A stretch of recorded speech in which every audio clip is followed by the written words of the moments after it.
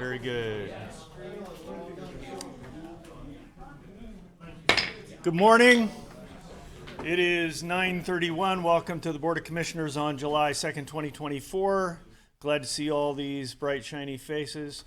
Please join me in a Pledge of Allegiance, followed by a moment of silence. I pledge allegiance to the flag of the United States of America and to the republic for which it stands, one nation, under God, indivisible, with liberty and justice for all. Play ball.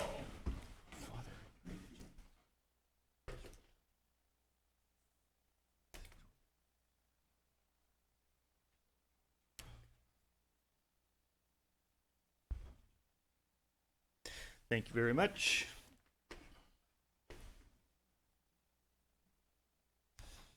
All right. We have a couple of agenda items that are actually hearings that we need to conduct at the appointed time, and then sorry. My mic is on. Yes. Am I not coming through the room? Can you hear me all right back there? Okay, they got me.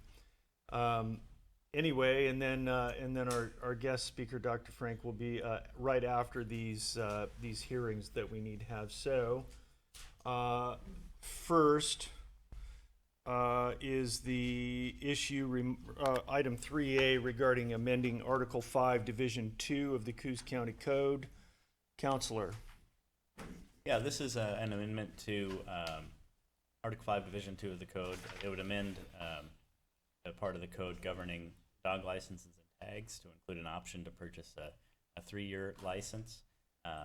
This was included in the fee schedule that the board adopted the December 5th, 2023 public hearing. Mm-hmm. So the requested action is to read the ordinance by title, take any public comments, if any, and announce the second reading of the ordinance.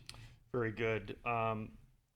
So in the matter of amending Coos County Code Article 5, Division 2, Licenses and Fees, Ordinance 24-06-003L. And the title, this ordinance shall be known as Ordinance 24-06-003L, and Ordinance amending the Coos County Code. Do I have a motion? We just need public comments. Oh, yeah. And then we announce the second reading, which we could do at the next board meeting. Is that correct? Is there any public comment on this ordinance amendment? Can you read the ordinance? I can read the title again. Yes, sir. What does it pertain? Don't forget. Counselor, would you explain it again, please, for Mr. Thompson? Yeah, it's just amending the part of the county code pertaining to dog licenses. It would make it possible to have a 3-year dog license instead of I believe it's currently a 2-year. Pretty minor change. Minor change. I don't think it'll affect your dog. Do you have a dog? All right. Then it definitely won't affect your dog. Any other public comment? I think we should charge him anyway. He looks like he should have a dog. That's enough. All right. Seeing none, we will have a second hearing on this matter. When do we need to do that? Next. At least 2 weeks out. Okay. And slight correction, the current license is only 1 year, so this would make it a 3-year. All right. Very good. So we don't need a vote on this. Is that correct? Right. Okay. No. All right. Moving right along. Item 3B. Supplemental budget hearing adoption and making appropriations. Good morning, Madam Treasurer. How are you today? I'm good. How are you? Very well, thanks. So this is a supplemental budget hearing. Due to the failure of our public safety levy, it was necessary to do a supplemental budget. This incorporates everything the board decided in the work session on June 20th, 2024. It also includes a small change in the Economic Development Fund because a previously approved building purchase was not completed by June 30th. So I put that in there also to allow us to purchase it, finish the purchase in this year. Very good. So we just need to ask for public comment, and then if all goes well, adopt the resolution. All right. Is there any public comment on the resolution? Mr. Taylor?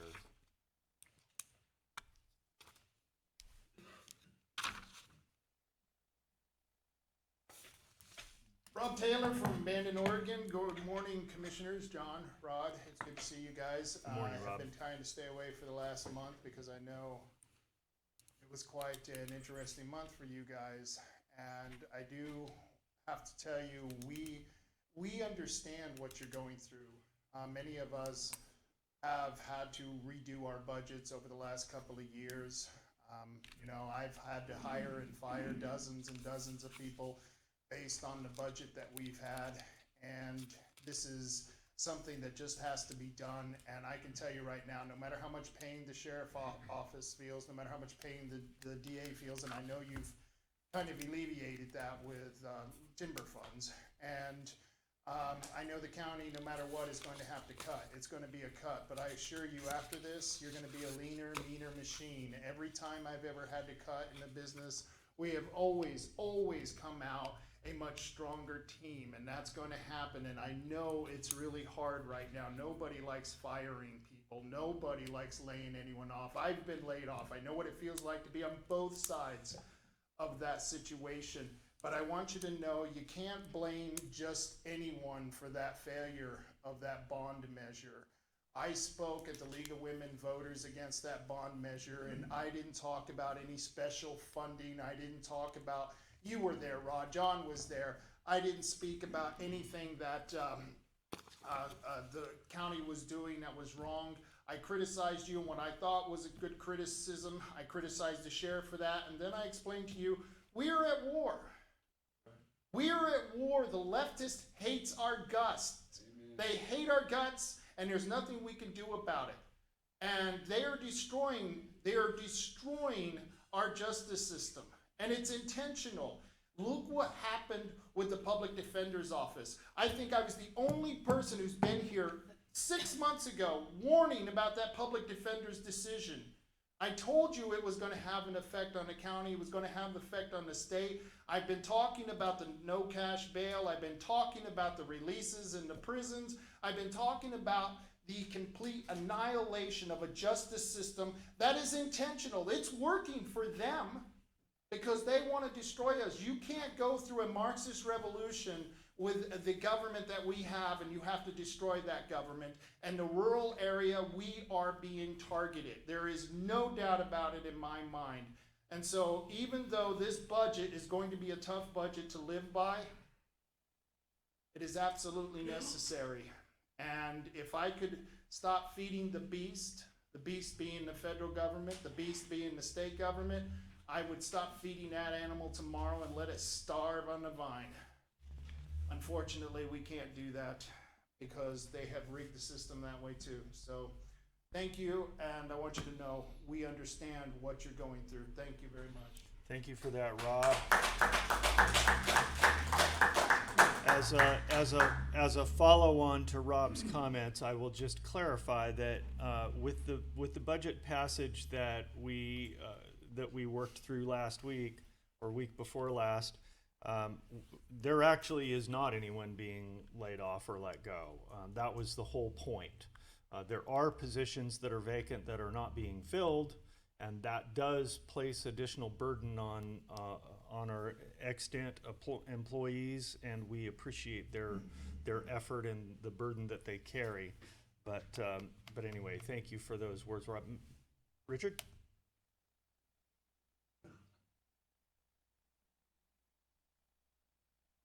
We have plenty of time. There's so many bandages on him, must not This have is, blood. I'm Richard Koznitsky from Coos County. The gentleman's before me remarks cannot go unresponded to. This whole bogus thing about the leftists destroying America and everything is completely bogus. It is not true. And if there's anyone that's in danger of faction that's endangering us. It's the radical right wing. Okay? Hey, come on, let's Okay, be respectful of everyone at the podium, please. there is no Marxist agenda. It's just trying to govern and live together and be fair and equitable to everyone. And this stuff about Marxism and all that is ridiculous. But those remarks cannot go unresponded to. All right, Richard, thank you. Thanks, Richard. David, good morning. Oh, okay, all right. I'm glad you guys can self-regulate over there.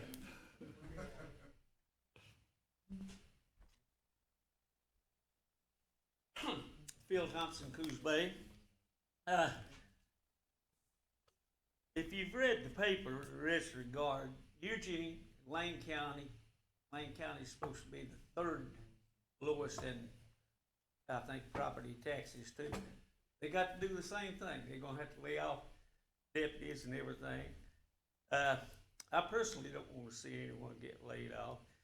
And one of the things I think, if that passed the way I heard it, that the commissioners are gonna take a 60% wage cut.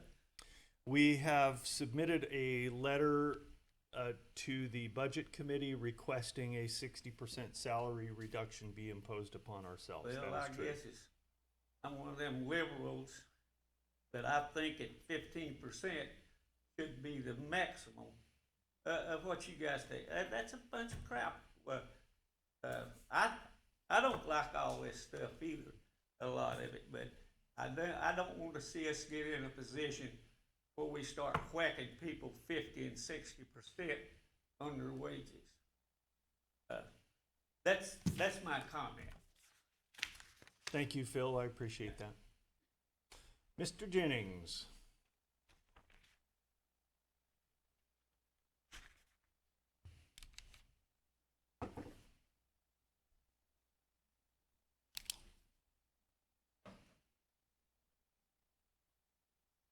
Good morning, Commissioners. My name is David Jennings. I'm from Coquille, as I think you know. I'm pleased that you're telling me that there aren't going to be any layoffs from this budget, even though I realize there will be pain because of the additional workload that some people have to take over. I had already been scheduled to go on a backpacking trip, so I wasn't here for your last work session, the budget on the 20th of June. I did attend the meeting on the 18th. So maybe I'm not completely aware of all the things you're doing, but I do have some concerns with this budget. Though I realize that any budget you pass, there are going to be concerns about.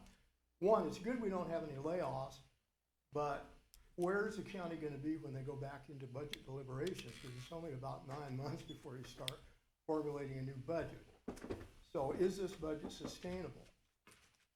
I have questions about that. I'm not sure. Apparently, and somebody can correct me if I'm wrong, the assumption is you're going to come up with some sort of a revenue replacement, I guess. I don't know. I don't know if that's a plan or not. I know that Commissioner Taylor has proposed that and appreciate his willingness to look at that alternative.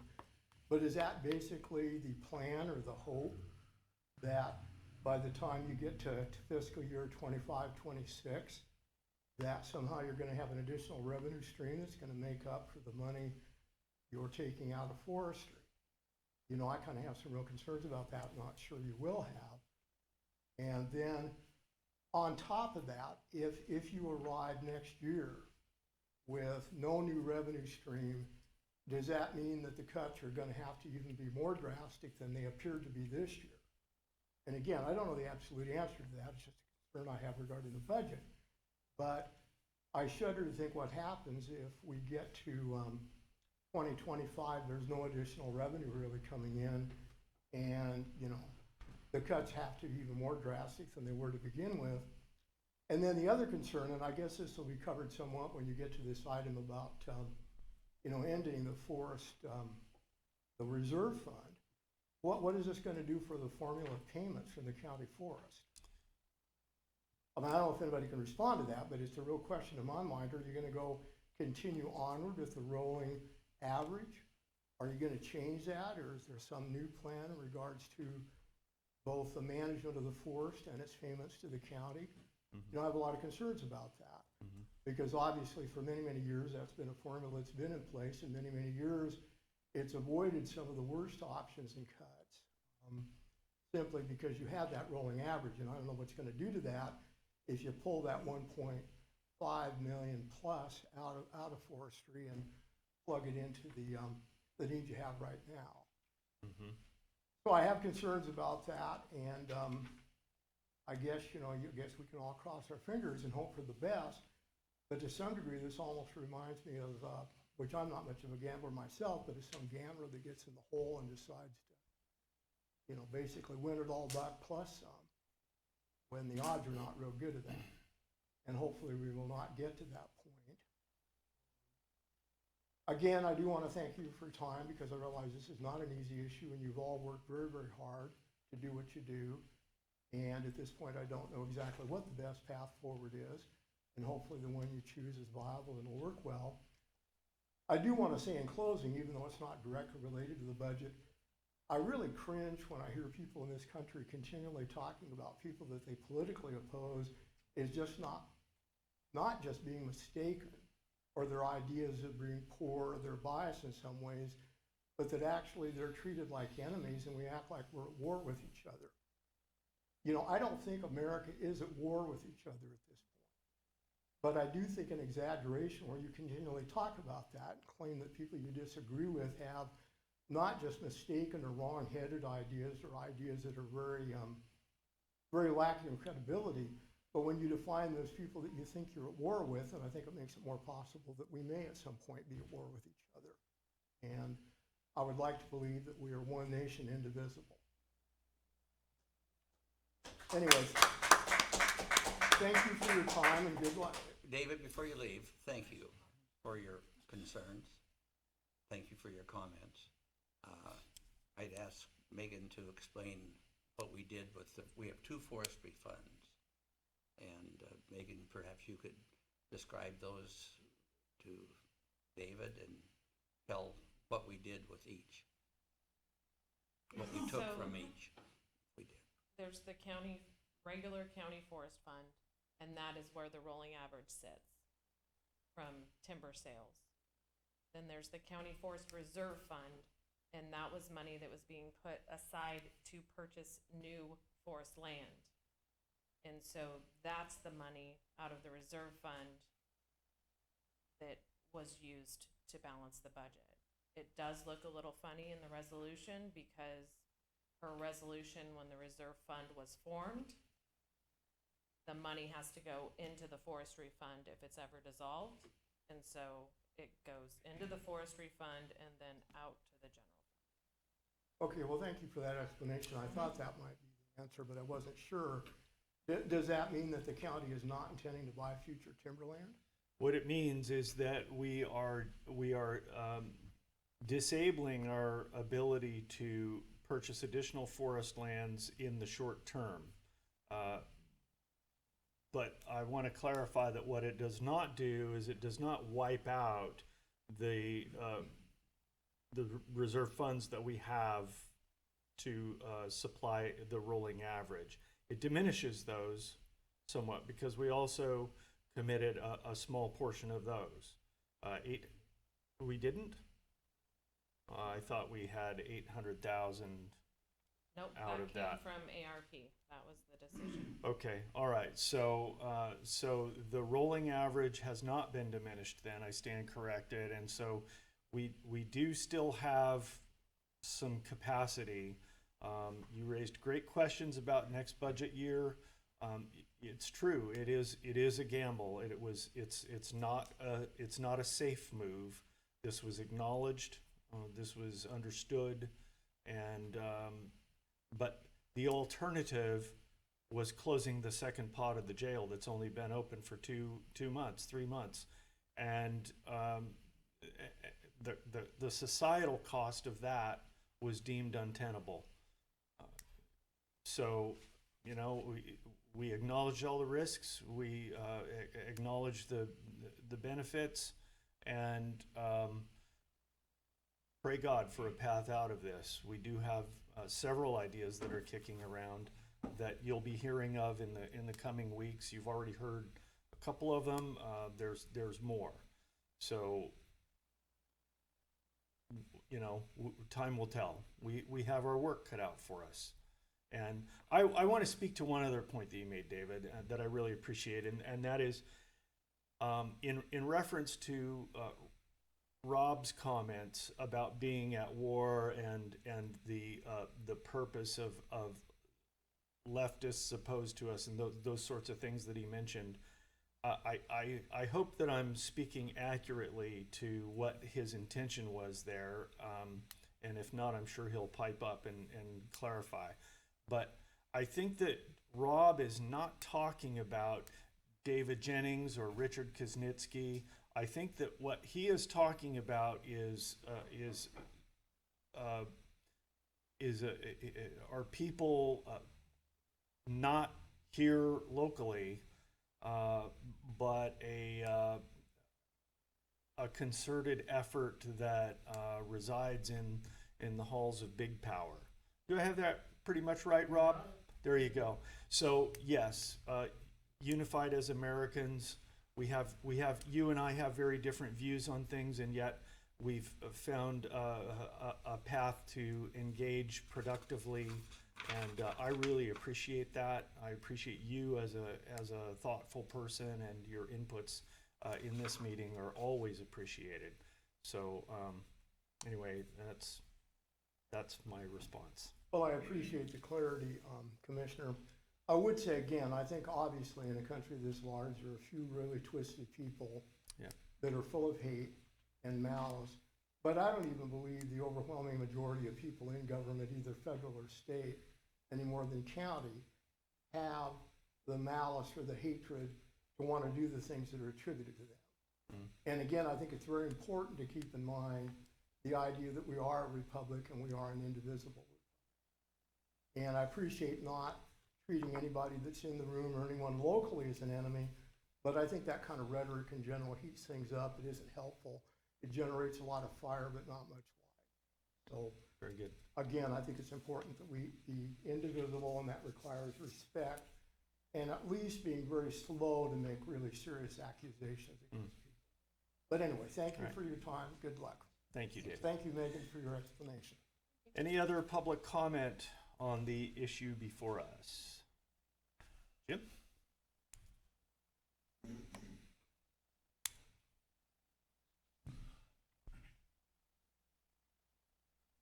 Good morning. Jim Bennett, Bandon.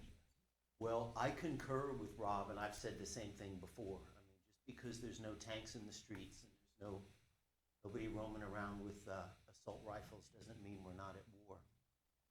It's administrative, it's institutional, it's economic, and it has nothing to do with our being against each other as Americans or anything personal. And to my mind, a whole conversation, it's like having a serious conversation about global warming or something. You know, the whole premise, the whole postulate of the conversation is flawed. To my mind, and I know it's difficult, but to my mind, we have all the instruments to regain local control. The federal Constitution and Oregon's Constitution both provide for it, and they're stealing our resources. And this place, the biggest problem in this part of the world should be our being able to afford the real estate. The place should be rolling. And as long as we continue to let Salem have their tentacles around our well-being, and they are deliberately sabotaging our well-being, make no mistake about it. Lack and scarcity and creating indebtedness. I mean, they'd love the whole county to be an agency of the state. So,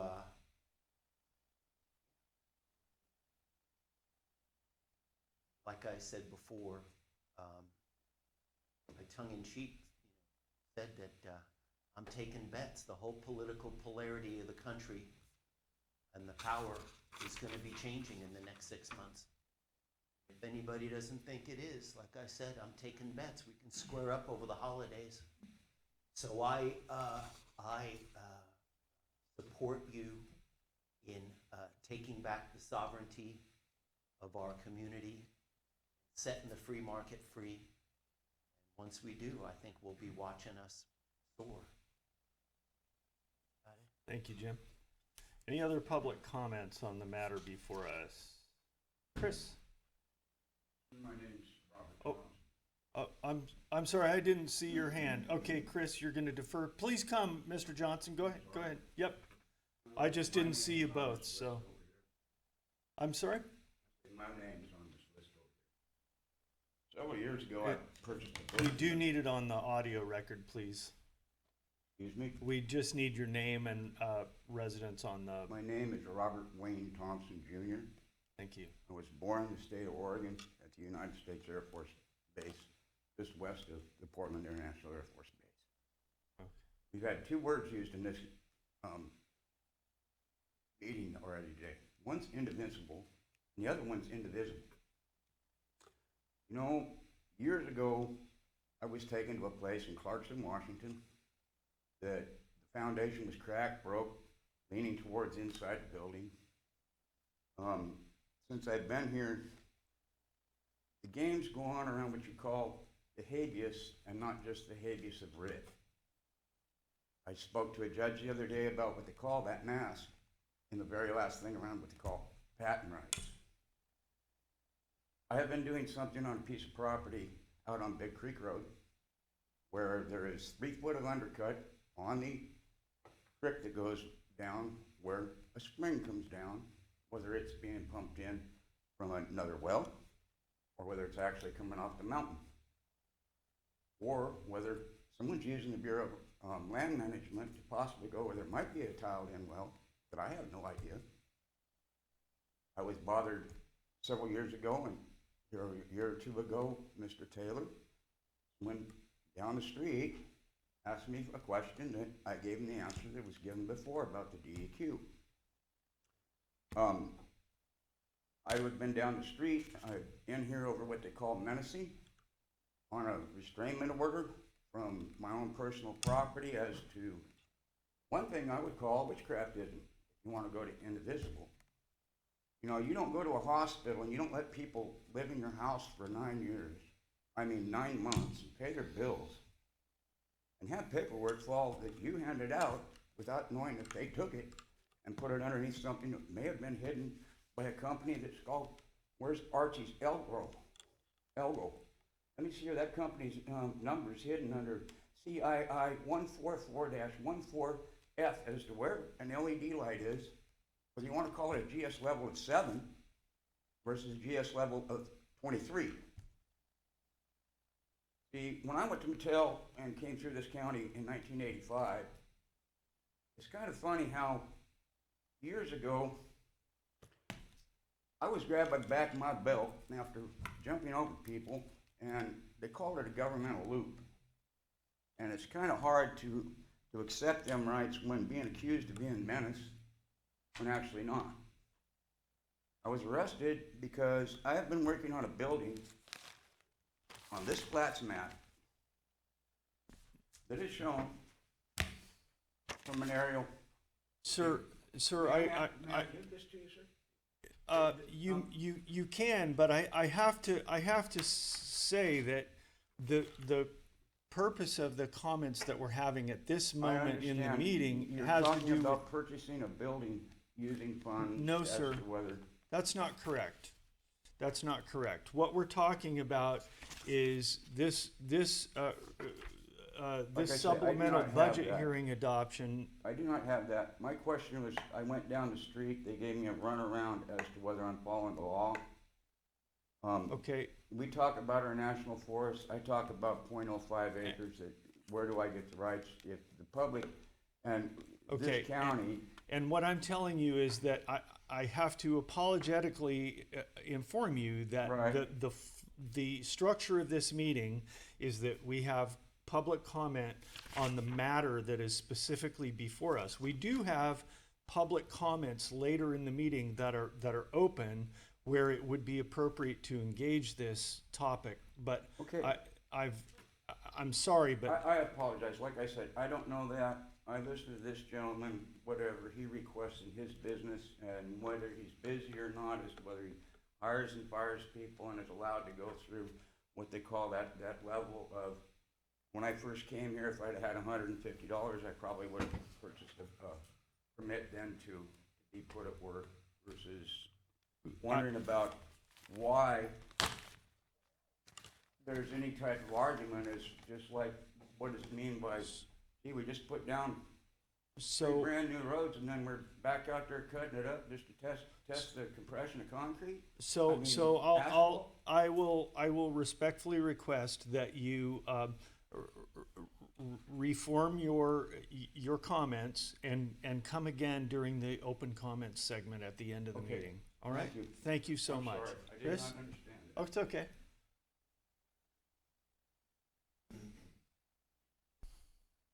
Tough act to follow. I'm Chris Castleman. Morning, Chris. Where's Bob? Vacation. Bob is on vacation.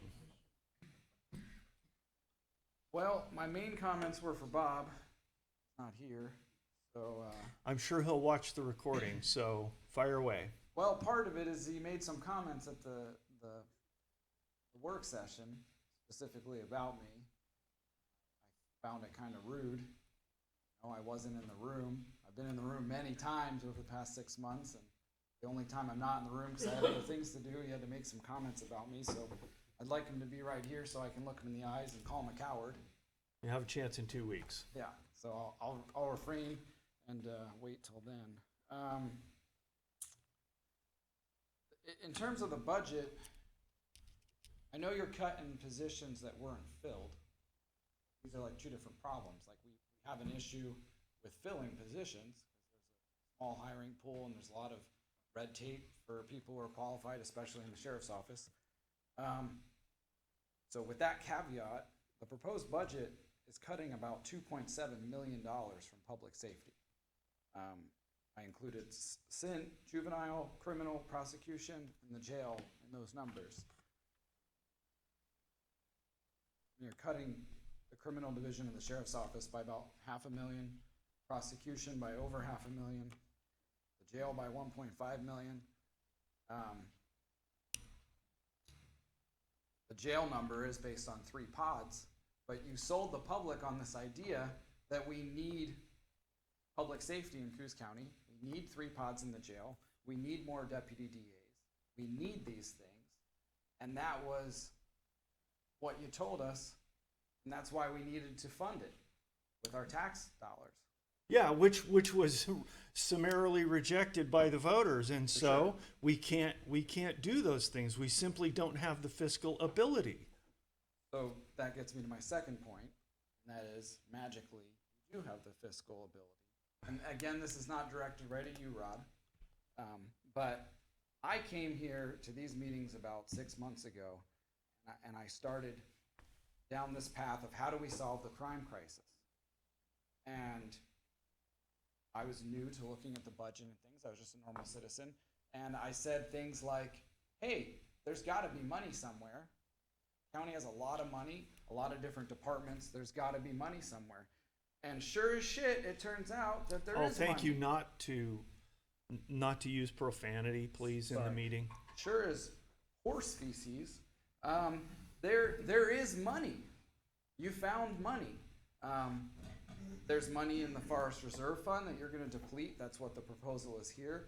There's over $10 million in the other forest fund. There's money in the Parks Fund. I believe this proposal transfers $100,000 from the Parks Fund. There is other money. There's also other budgets that you can cut, like the assessors or county council. Those were not included in here. Assessor, surveyor, county council received no cuts in this supplemental budget. Why? Why is the sheriff's office the one that gets cut? If public safety is so important, which we're like all in agreement that it is, why are they getting cut when there is other money available? And that's part of the comments to Bob. I'll wait till he's here to tell him, but I've been repeatedly called a liar or that I'm spreading misinformation. I hear it left and right. It's crazy. And they're saying I'm spreading this misinformation that there's other money in the budget to find to plug this deficit. And then there is dog poo. There is money. Magically, there's money to do it. So it's total crap that I'm being blamed for this levy failure when it's not me. The public did not trust our county government when they told us that they didn't have any money left, and this just furthers that. So I don't think this is a solution. I think it's crazy. I would urge, especially since there's only 2 people here to vote, 1 vote could sink this and take it back to the drawing board. This cuts public safety. I appreciate your efforts over the past few weeks, Rod. I really do. You proposed a budget that had more money in it than this for the criminal justice system, and I appreciate that. I would remind you why you made those proposals, and I would reject this. I would vote against it.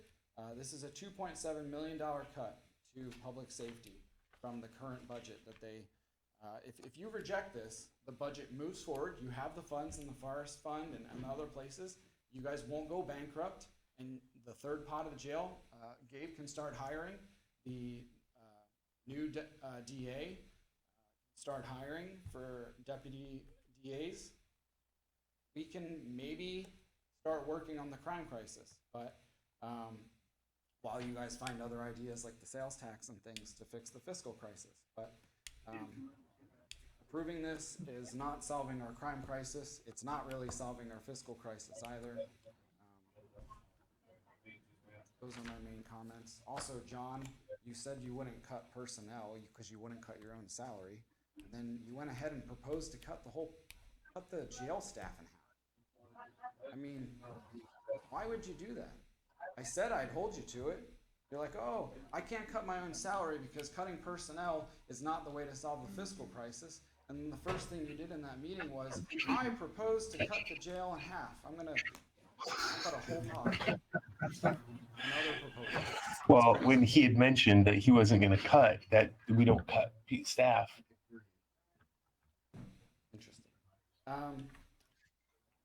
Anyways, I guess I'm done. I'm disappointed in you guys. I think the public's disappointed in you guys. I put a poll out there on Facebook. It's Facebook, so I don't know what it's worth, but it asked, do you want to cut law enforcement or cut other departments like the assessors? It was like 95% wants to cut other departments other than public safety. Only like 2% or 4% voted, because I did it on a couple different pages, voted to cut public safety. This proposed budget cuts public safety.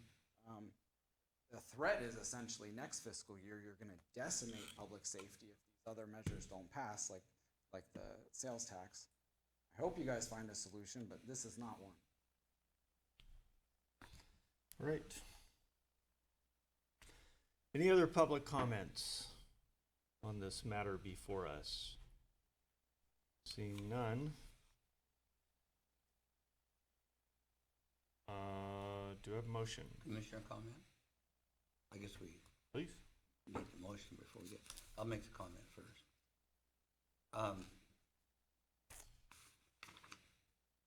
The language here sounds like we're completely doing away with the Forest Reserve Fund.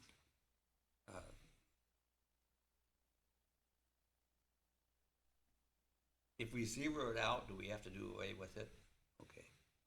Because I thought what we were doing is simply emptying it out, which I didn't vote for it anyway. But so if we're going to zero it out, we can no longer have the fund.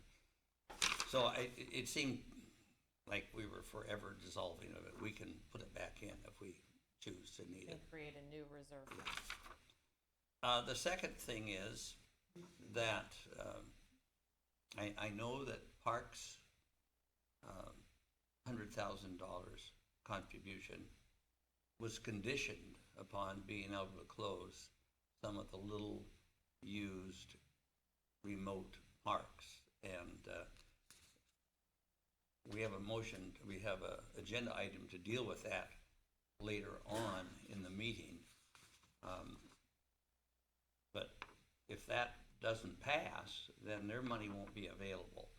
So can we approve this resolution subject to approval of whatever agenda item that is regarding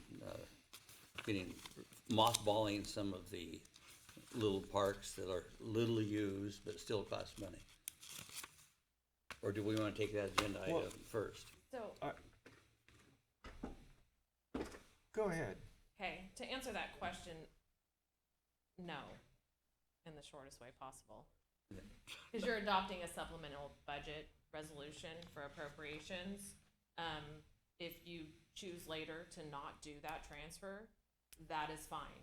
You have the power to do that. But you still need to adopt this resolution as it is for the supplemental budget. They're kind of two different things. Make sense? But, as long as we understand that part of the money that is coming out of parks into the general fund was conditioned upon mothballing some of the parks. And I believe that we had general agreement on that point, and so I have no concern that at a later time in this very meeting that condition will be fulfilled regardless. As long as that. Right. As long as we know that, that's. Very fine. good. Any other comment in the room? I move that we approve and sign resolution 2406-105B. Second that motion, and I'll additionally. 104B.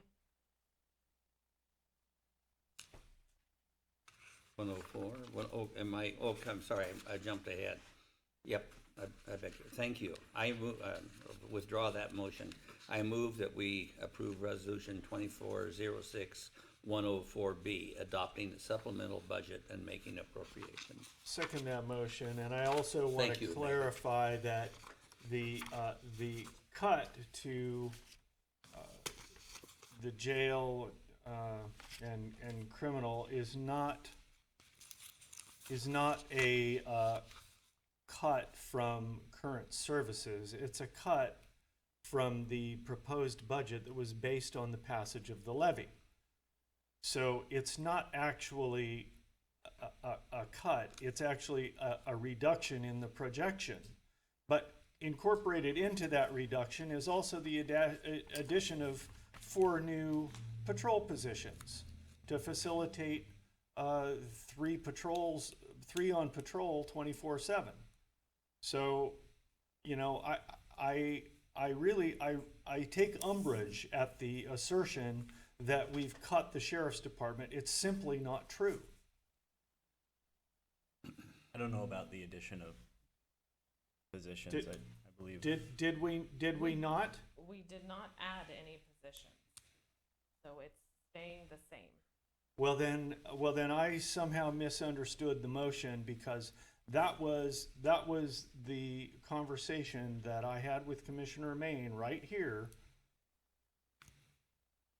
So I believe you wanted to add positions, John wanted to cut positions, and then Bob came up with a compromise. In between the two, not adding any positions and not taking any positions away. And I thought the compromise was that I wanted to authorize the DA to go ahead and fill his 2 vacant positions, Yes. which was not agreed to. But my understanding was that those patrol positions were added. So That's not correct. I believe we went through the process to get the shortfall down to a certain amount. And then there was a conversation about adding back in certain positions like the district attorney, deputy district attorney positions and patrol. And we didn't. We stayed at the smallest number, which was no new positions. And that was, I think the reasoning there was that Commissioner Main feels that we need input on these either of the proposals, the taxing district or the sales tax. I think his concern was about hiring then firing new employees. Should those measures, the budget question, not be popular? So, my recollection is that this is just current service levels. Okay, all right, so I stand corrected on that point, but be that as it may, this does not represent an actual real cut to any law enforcement services, and it preserves the second pod open, which is our bare minimum, because the alternative was to close it, which to me was completely unacceptable. So Until such time as we have an advisory. correct, that's correct. Okay, so we've all had our say. All in favor? Aye. And one more quick agenda item here while the treasurer is still with us. Resolution, item 4A, Resolution 2406-105B, dissolving the County Forest Reserve Fund. We've already heard about this, so. So in order to take funds from this reserve fund, it has to be dissolved. I move we approve and sign resolution 2406-105B. Second, any discussion? Any discussion in the room? Seeing none, all in favor? Aye. Aye. Very good, thank you, Megan. Thank you. All right, this item is actually not on the agenda by virtue of a communications foible that is a result of my trying to get work done at 1 o'clock in the morning. Anyway, so this is not an item that concerns immediate county business, and so informally I introduce this agenda item, which is our guest speaker, Dr. Douglas Frank, PhD. Dr. Frank has done extensive study and analysis on elections processes, statistics, and technologies, and we welcome him to speak today for 15 minutes on what he has learned from his studies. Dr. Frank, welcome. Thank you for having me. I just have to say I have done several commissioner meetings across the country. I love this one. It's obvious that there are different points of view and everybody's respected and you're having real discussions. This to me is what America's all about. And as I travel the country, studying elections, I find that the major issue we're up against is that people don't trust our elections anymore. And I think that's reasonable to not trust our elections given the state that they're in. But I trust these people to run an election. I trust you people to run an election. So what I'm advocating here today is that you do that. I'm saying don't let somebody else run your election. You run your own election. And I don't know why I'm not showing up. Turn the mic off. Oh, sorry. This mic. Sorry. Oh, I didn't mean to when I moved it. Okay, gotcha. And I'm sharing the screen. So, do you I have it here. where's the go? It's right here. Sorry. May I go to meeting? Yeah, like this. Okay. You're not logged in. It says I'm ready to join. Okay.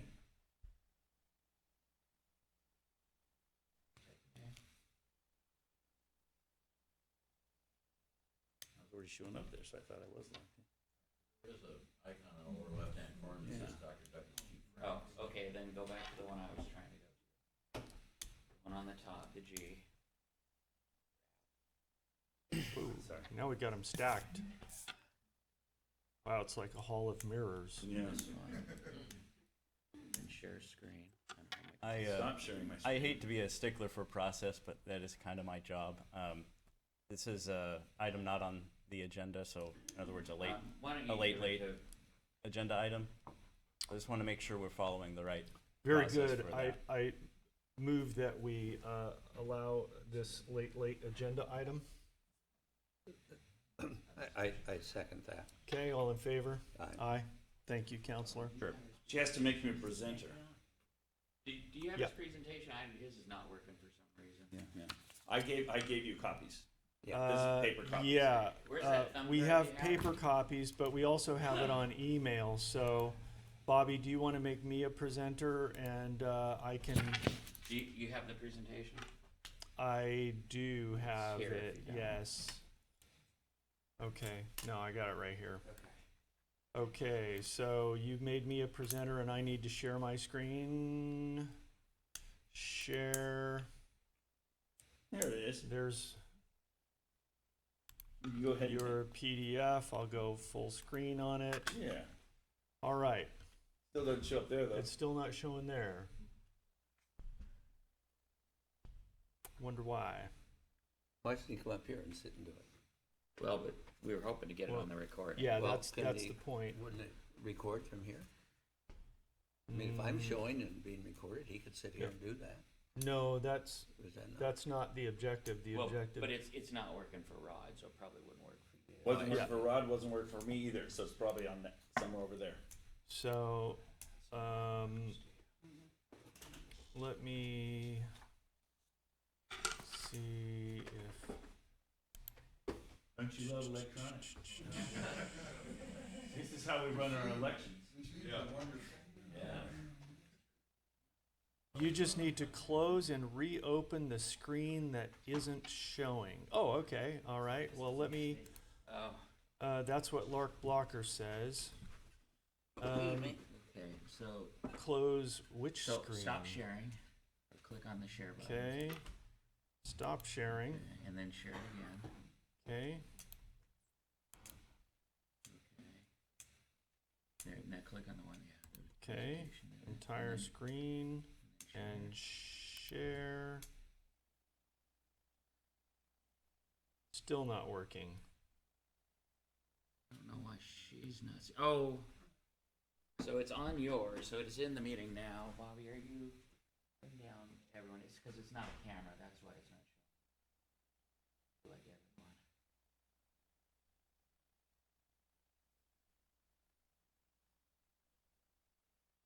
I don't know why it's not showing up. I apologize. It's on yours now. Okay, well, He's I very welcome to suppose- come here. I suppose regrettably, we're gonna just have to proceed without the benefit of this video share. Well, it's in the meeting. It's just for some reason it's not showing up on her computer. I don't know why. Okay, all right, it's in the meeting, so that's good. So the people online are able to see this then, is that what you're telling me? I can see it. Okay, very good. So let's just move through it then. Sure. Sorry to the people in the room. This is not a question and answer time. I'm sorry, Richard. We're basically to conduct the items needed to keep. I invite you to ask the question of council after the meeting, but we are operating the meeting within the boundaries of compliance right now. Thank you, though. Dr. Frank. Thank you. The outline that I put there just kind of summarizes in a nutshell what I was going to go over with you. As you mentioned, I'm Doug Frank. I'm a scientist. I have 60 scientific peer-reviewed publications, cover articles on the leading journals in the world, including a Nobel Prize nomination in chemistry in 1990. I'm a real scientist, real mathematician, real statistician. And I just tell you that so you realize I'm just not an average credentials. I have certain objectives in Oregon. I've started movements in several of the counties here. And I'm just telling you right out front, everything's transparent. My goal is to have all the local counties run their own elections. I think the main problem with our elections, the main reason that people don't trust them anymore, is because somebody's running them from far away electronically. I think you should run them locally under your own control, but with your own people. I don't know your county clerk. I've just met you today, Commissioner Sweet. I've met you before, Rod, but I already like you guys way more and trust you way more than some people far away. I think you trust your own people as well, and you show respect to one another. I think you could hold a magnificent election by yourselves without state interference. So that's just telling you that's my goal right off the bat. Everything's on the table. What I've done is I've given you some graphs. I've done extensive study of the elections in your state, and all of my data that I'm showing you in these graphs are right out of your Secretary of State website or from your own county website. The first graph, if you could scroll to that second page, and I'll just kind of hold it up like this so people in the audience can kind of see it. The first graph I'm showing you shows your population for the whole state, the amount of people who are registered in the whole state, and the amount of people who turn out in every election. So the blue curve is the 18 and older population, the black curve is who's registered, and the red curve is who's voted. And it's really clear when you look at the elections, you can see the effect of different policies that the state of Oregon has implemented. For example, the most obvious thing that just jumps right out at people when you show this graph is starting in 2014, you have started automatically registering people to vote at the Department of Motor Vehicles, at Department of Health and Human Services. And so you'll notice that your voter rolls suddenly surged dramatically. Your population didn't surge dramatically, but your voter rolls surged dramatically. And the second graph there on page 2 shows that you have about 640,000 more people registered than is justified by your population trend. That's about 1 in 4 of the people in your voter rolls don't really belong there. They're just automatically put in. And you might say, well, who cares? What's wrong with that? There's really nothing wrong with that if everybody was honest. If having dirty voter rolls is not a problem if everybody's honest. The problem is you mail ballots in this state to everybody who's considered an active voter in your state. And when we go and knock on doors, we find exactly what I've described here statistically, that about 1 in 4 to 1 in 3 of the people in your voter rolls don't belong there. So if I were to just kind of use casual language, you're littering the pavement with ballots. They're going somewhere. And the problem with that is if everybody's honest, fine, you put them in the garbage can. But not everybody's honest. And so those ballots can be harvested and they can be used to manipulate elections. And if it was just a few percent, maybe this wouldn't be an issue. But I'm pointing out, no, you've got 1 in 4 to 1 in 3 of the ballot people in your voter rolls don't belong there. So you have really dirty voter rolls. So that's a problem. And so that just showed you the whole state to start with. Now you might say, well, yeah, but we have good people here. And as I travel the country, I hear that story over and over again. People say, well, gee, Dr. Frank, yeah, we know the state's messed up, but our county, we have good leaders, we have good commissioners, we have good clerks. We trust our people, so we think our elections are good. Problem with that point of view is it shows you don't understand what the problem is. The problem is you aren't controlling your election. The state is controlling your election. And so as evidence for that, I showed you your own graph. That's on page 3. You can scroll down, you'll see it's election history for Coos County, Oregon. You'll notice you have the same, keep going down a little more in that scroll. You have the same surge yes, there it is. You have the same surge in your county that is in the rest of the state. And it's not just you. The bottom graph on that page 3 shows that every single county in your state has that same surge. All of your populations did not all surge in tandem. That is a direct policy, a consequence of the state policy. If your local clerks were in charge, the voter rolls in every county would go up and down depending on the population and how busy the clerks are. But it's clear, and I've given you the evidence here from your own state, Secretary of State website, that all of your counties are suddenly surging in the voter rolls. And now you're to the point where Judicial Watch has recently contacted you as a state, said you're out of compliance with HAVA, Help America Vote Act 2002, that your voter rolls are exceedingly dirty, and they'll win that lawsuit. I've seen them have that lawsuit all over the country. They win it everywhere they go because you are out of compliance now. Your voter rolls, a typical healthy voter rolls has to be between 60 to 70% of your voting age people in it, and you're now over 100%, and that's a problem. In other words, that tells you right there, if a healthy voter rolls is, I'll be conservative, a healthy voter rolls has 70% of your voting age people in it, and you have 100, well, there's your 30. That's the 1 in 3 to 1 in 4 I was telling you about.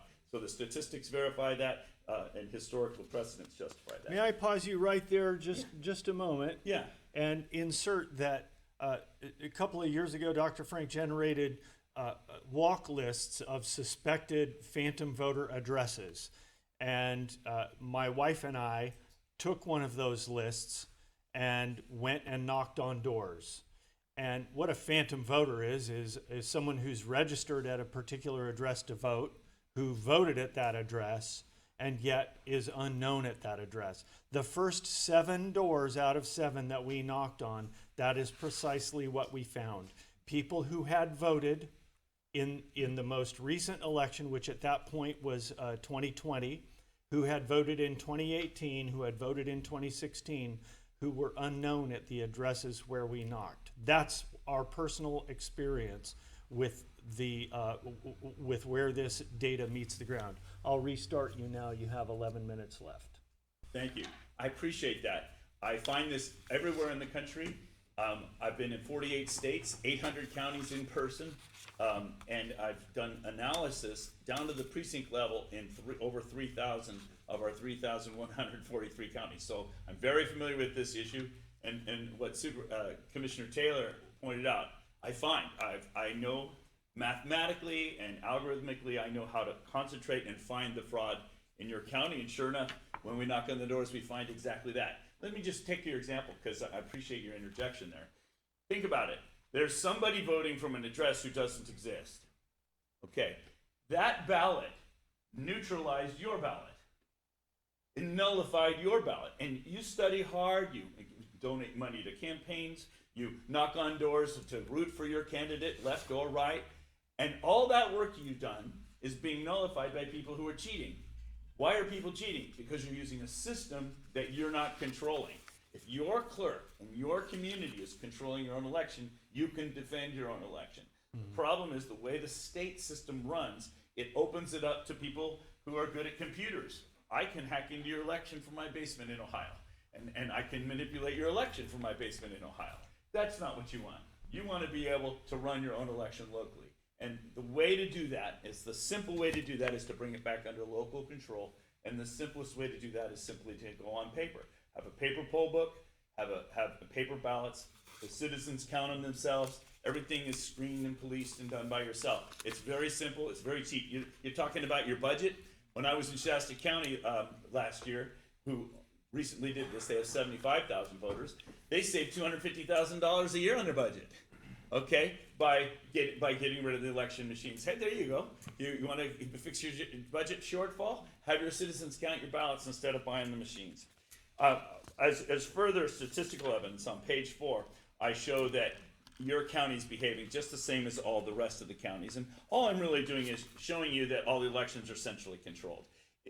They're being centrally controlled by the state, not by the locals. One last graph that I would show, just because I have a limited time here. And by the way, I'd be delighted to come back anytime and do work sessions with your county. I've got several counties in Oregon that are engaging this strategy, and so I expect to be back, and I'd be delighted to meet with you. Look at the last graph on page 5. That shows your county turnout in the 2020 election, and this is the sort of graph I make that tells me statistically where the smoke is so I can find the fire.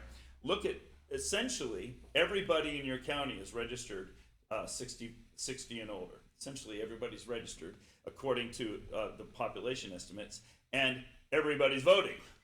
So you have basically, I mean, it's a round number, but basically 100% of everybody 65 and older in your county is voting. That seems preposterous. I think any rational person would say that can't be right, and I agree, it can't be right. And that's just further evidence that your voter rolls are, that your elections are being stuffed.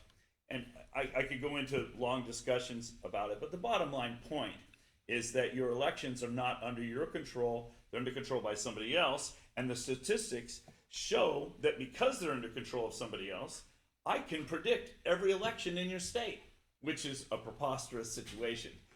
And they've made documentaries about my work, and with respect to that, it's quite shocking. One last item I bring to your attention is on the last page. I did a voter roll churn analysis. So what do I mean by that? I took a snapshot of your voter rolls in January of 21, January of 22, January of 23, and March of 24. So it's a 3-year span, and I have 4 copies of your voter rolls. And I compared rolls to rolls. And that's what this table summarizes. And what is shocking to discover is that 40% of the people in your rolls have changed in the last 3 years. We call that a 40% churn. Let me explain what I mean by that. Let's say you have 100 people in your county, and 10 people move out, and then 10 people move in. So that's 20 changes out of 100. We call that a 20% churn. Well, in your county, you have a 40% churn in a mere 3 years. Does that make sense to people? That doesn't seem natural. It doesn't seem natural. And in your county, I mean, is 2 out of 5 people moved in and out? Do you have that much transience in this community? It seems pretty high to me. But nevertheless, also, and I pointed that out here, that you're missing about 13% of the people who actually voted in 2020 are no longer in your rolls. So the rolls, by churning them like this, what happens is it kind of cleans up the fraud. Over time, you're removing the people from the rolls who are not real voters who voted. So like when you knocked on doors, those people are probably not in the rolls anymore. Okay, but they were then. So if you use a current copy of the rolls to try to check the integrity of your elections, you'll miss the important evidence. So that's why I use multiple copies over time to show you who's moving in and moving out. And I love this sort of analysis if I meet with your clerk next time I'm here. Most clerks look at this and they'll say to me, Dr. Frank, that's not possible. I don't nearly add that many people or remove that many people from the rolls. And me and my staff, we work very hard to keep the rolls clean. We work very hard, but there's no way that can be right, Dr. Frank. And so what I do then is I simply say, well, here are the 1,000 they added last year. Here are the 1,000 that they removed. And the clerks are just, they had no idea this is happening to them. And it's because the voter rolls are controlled by the state. And that's the core problem. If you'll bring that back home under your own control, then I think you'll have trustworthy elections again, and that's my objective. How many minutes do I have left, or am I done? You got 3. 3. So I think I've kind of summarized in brief with the data I've given you, and that's just a start. Obviously, I've just summarized it. The next objection that'll happen is your county clerk will say, well, gee, Dr. Frank, I appreciate your trust in me. I appreciate your trust in our community, but we have a problem. What's that problem? Well, the Secretary of State says we have to do it by these rules. Well, actually, you don't have to follow the Secretary of State rules. I'm not asking you to break any laws. I'm not asking you to be rebels. I'm simply saying, if a system violates your constitutional rights, you are under no obligation to comply with that system. So, for example, today I've noticed some gentlemen wearing their sidearms, and I applaud you for that, and I applaud you for allowing that in public. That's an excellent thing. Now, that's a Second Amendment right. What if the governor suddenly says, we're going to not allow that anymore, we're going to confiscate all those? Well, you're under no obligation to comply with that law or that rule. Why? Because you have a higher law that you're complying with. You have a constitutional right for that. So it's the same way with our elections. You're under no obligation to follow any laws or any policies that violate your constitutional rights. And these elections are violating your constitutional rights. You've knocked on the door and confirmed 7 people you found with just a small list I gave you. Every one of those disenfranchised one of your citizens from their constitutional rights because their ballot was stolen from them. All that research work they did, all that, they took the time to vote, and they were responsible citizens.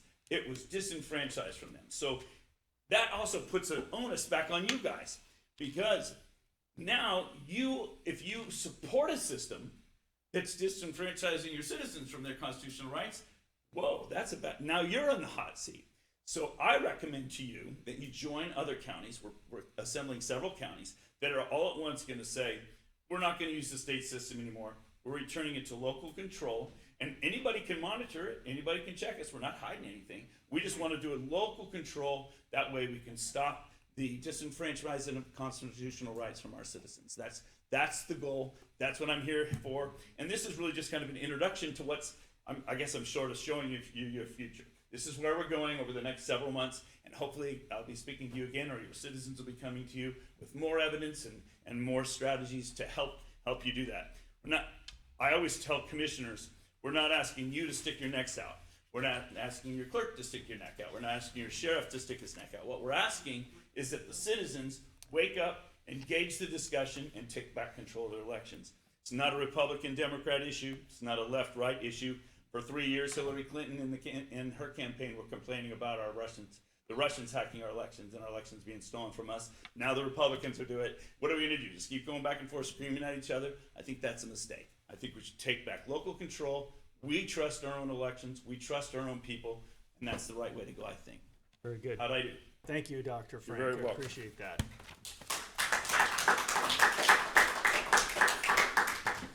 Okay, moving. Can I address something real quick? Please, Darius.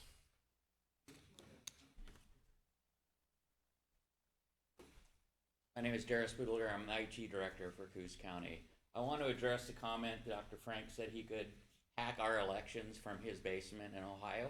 He cannot. By design, the county's election system is an offline system. It's not reachable and outside the walls of the elections office. So that, okay, that's,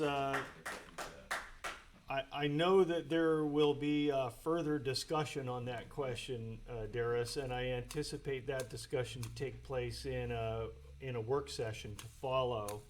Is that a fair assessment, Dr. Frank? I think so. I could refer him to the civil case in Washington County that also uses the clear ballot system, where it was proven in court that even the machines that are behind the air gap that he's talking about, the county clerk there admitted that Yeah. she's the one who turns the modems on that allow them to communicate. Very We good. don't have modems. Plus we Okay. lose custody. He may be able to hack the state system, but he cannot hack ours from his basement in Ohio. All right, Phil, We got him coming there. just blow from there. I would think, we listen to him, we should have some kind of debate or reply to that, because there's a lot of stuff that I see, is not kosher. Well, okay, so I'll refer again to a future work session. We'll have a more extended opportunity for some of that back and forth. May I Okay. make one more comment real quickly? Yes, I please. promise to keep Yeah. it quick. One of the ways that commissioners address this issue, because it generates a large discussion, and he has a valid point, we need to address it together. Yeah. A lot of times I see commissions, and I put this in my recommendations to you, that you set up an election commission. You guys appoint a commission. That way, all these points of view can come out and they can be explored, and you don't have to explore them in Right. a public meeting like this. So many counties across the country, commissioners in your situations appoint an election commission, and then you can air and explore all these questions. And I would recommend that to you. Great idea. Thank you very much. Okay, I'm going to move on here to item 4B, intergovernmental agreement number 10006-9 with Oregon Health Authority. Good morning, Mr. Rowley. Good morning. Morning, Mike. Okay, so we are requesting to enter into an agreement with the state of Oregon to furnish public health services to the tune of $1.3 million. And that will be for the next fiscal year, or the current fiscal year. I move we approve intergovernmental agreement 180006-0 Amendment 9 with the Oregon Health Authority and authorize Department Head Mike Rowley to sign. All right, I'll second that motion. Any discussion, Commissioner? You sure you want all that money, Mike? I think in It's order only to $3.5 million. prepare to, furnish the services, we will need the $1.3 million. Yeah, it's, I'll point out, it's a total of roughly round number, $3.5 million, an increase of $1,300,000 over what? 2 years. For 2 years, Yeah, over what we this particular last one received. is for an additional year. All right, and I'll just comment that this is further evidence that there is no county general fund money that supports, no actual county taxpayer money that directly supports health and wellness, that's all funded by these kinds of grants from the state, which of course is taxpayer money, but it is indirect and not coming directly out of Coos County. Any other discussion in the room? Seeing none, all in favor? Aye. Aye. 4C, grant agreement with the Ford Family Foundation. Mike? So we are requesting to receive $20,000 that the Ford Family Foundation will give to us to provide training for child direct service providers in the 2 counties. The organizations are like Head Start, Early Head Start, and Babies First. And it would entail 3 Coos Health and Wellness staff will receive the training, and 18 other Coos County staff will receive the training, and 6 Curry County staff will Wonderful. Okay, serve the training. motion? I move we approve the grant agreement with the Ford Family Foundation and authorize the department head, Mike Rowley, to DocuSign. I'll second. Any discussion? Any discussion in the room? Seeing none, all in favor? I would like to make a comment. We are extremely fortunate to have the Ford Family Foundation in this state, and very, very lucky that we are one of 3 counties upon whom they focus their efforts. So they have 3 core counties, we're one, so it's a neat deal. I'm sorry to interrupt that. but Not at all, not at all. they're A valid Such a great point. organization. Agreed. All right. After that, any other discussion? All in favor? Aye. 4D, intergovernmental agreement with the North Bend Public Library. Mike? Yes, so we are requesting to enter an agreement with North Bend Public Library to furnish them with 1 community engagement specialist. They are in the Coos Bay Library and the North Bend Library. They're in the North Bend Library from Tuesday to Thursday, and Coos Bay Library Monday through Friday. And they assist people coming into the library to access housing, food, employment, healthcare. Most of these folks are elderly a lot of times. Good to know about that. Yeah. Personally. Thank you. I'll have to start going to the library. Do I have to read when I'm there? Motion? I move we approve the IGA with North Bend Public Library and authorize Department Head Mike Rowley to sign. Second.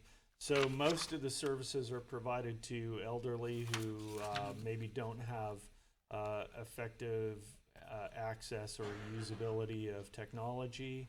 That is a key resources. point, is they come in to use computers and stuff, but then we can get them, hook them up to other services that they may require. Mike, I noticed that in your background and description of the problem, you mentioned both the Coos Bay and the North Bend Library, but the action, the motion only talks about an IGA with North Bend. Does that need to be expanded to include Coos Bay? I believe the agreement itself is North Bend Public Library. Colton, do you know if that is true? I don't actually have a copy of the agreement. This is David Giels, if you can hear me. The question is whether or not Coos Bay needs to be added to the agreement.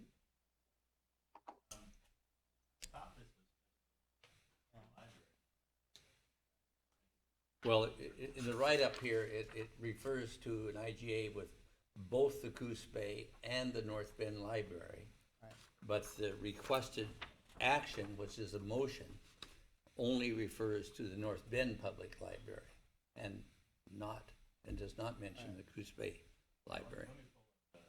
Perhaps there was already an agreement in John, place. here's the contract. Okay, sorry I didn't catch this earlier.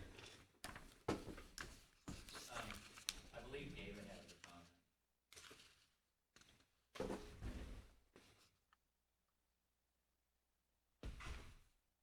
Bring David. Mr. Giles has his hand. Oh, Here's discussed with the North Bend Public Library. Yeah, Mr. it's Giels? it's just with the North Bend Public Library, but David could comment on that, I'm sure. Thank you. David, you're live.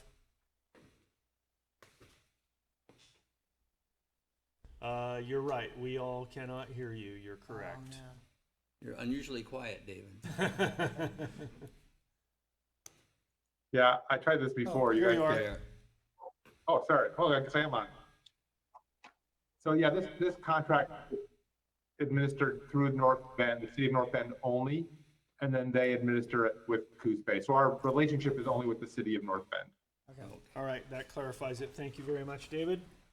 Okay, any discussion on this topic, on this matter? Okay, seeing no discussion, all in favor? Aye. Aye. Item 4E, approval of a job description for Coos Health and Wellness. Mike? Yes, I have a slight correction that can I bring this forward? Oh, yeah. So we realized this morning that we had eliminated item 3, which is recruits, hires, and we need to keep that in for this position. Thank you. Okay. All right, minor change, big difference. Yeah, it's pretty important that Yeah. they continue with those duties. I Okay. move that you want to like it's requested? I move that we ratify the liaison approval revised job description for MHS 3 ACT Team / EASA. I second. Any discussion? Any discussion in the room? Seeing none, all in favor? Aye. Aye. Item 4F, thank you, Mike. Thank you. Thanks, Mike. Coos County Solid Waste Beaver Hill Pit Roof Structure Replacement Architectural and Engineering Services Project. Good morning. Good morning, Mr. Slater. How are you? I'm good. How are you? Nice to see you again today. So in 2021, we put the Beaver Hill pit roof structure replacement out for bid. It came in over budget. We were unable to proceed with the project. It came in well over budget. HGE Architecture was our local firm that did the initial design on it. They've put together a partial preliminary redesign of that pit roof structure at our request in the meantime, which suggests there could be a significant reduction in the scope of the project as well as the potential cost if put back out to bid. So in this case, we'd like to adopt sole source findings for architectural and engineering services for HGE Architects, Inc., and award that contract to HGE with the bid proposal amount of $68,100. Very good. I move we adopt sole source findings and award the Coos County Solid Waste Beaver Hill Pit Roof Structure Replacement Architectural and Engineering Services contract to HGE Architects for $68,100, subject to council's approval. I'll second. Any discussion, Commissioner? Question, how quickly could this be built? What, do they have a timeline on this? Yeah, the time frame is, What is that? I believe a maximum of 13 weeks. Let me double check that.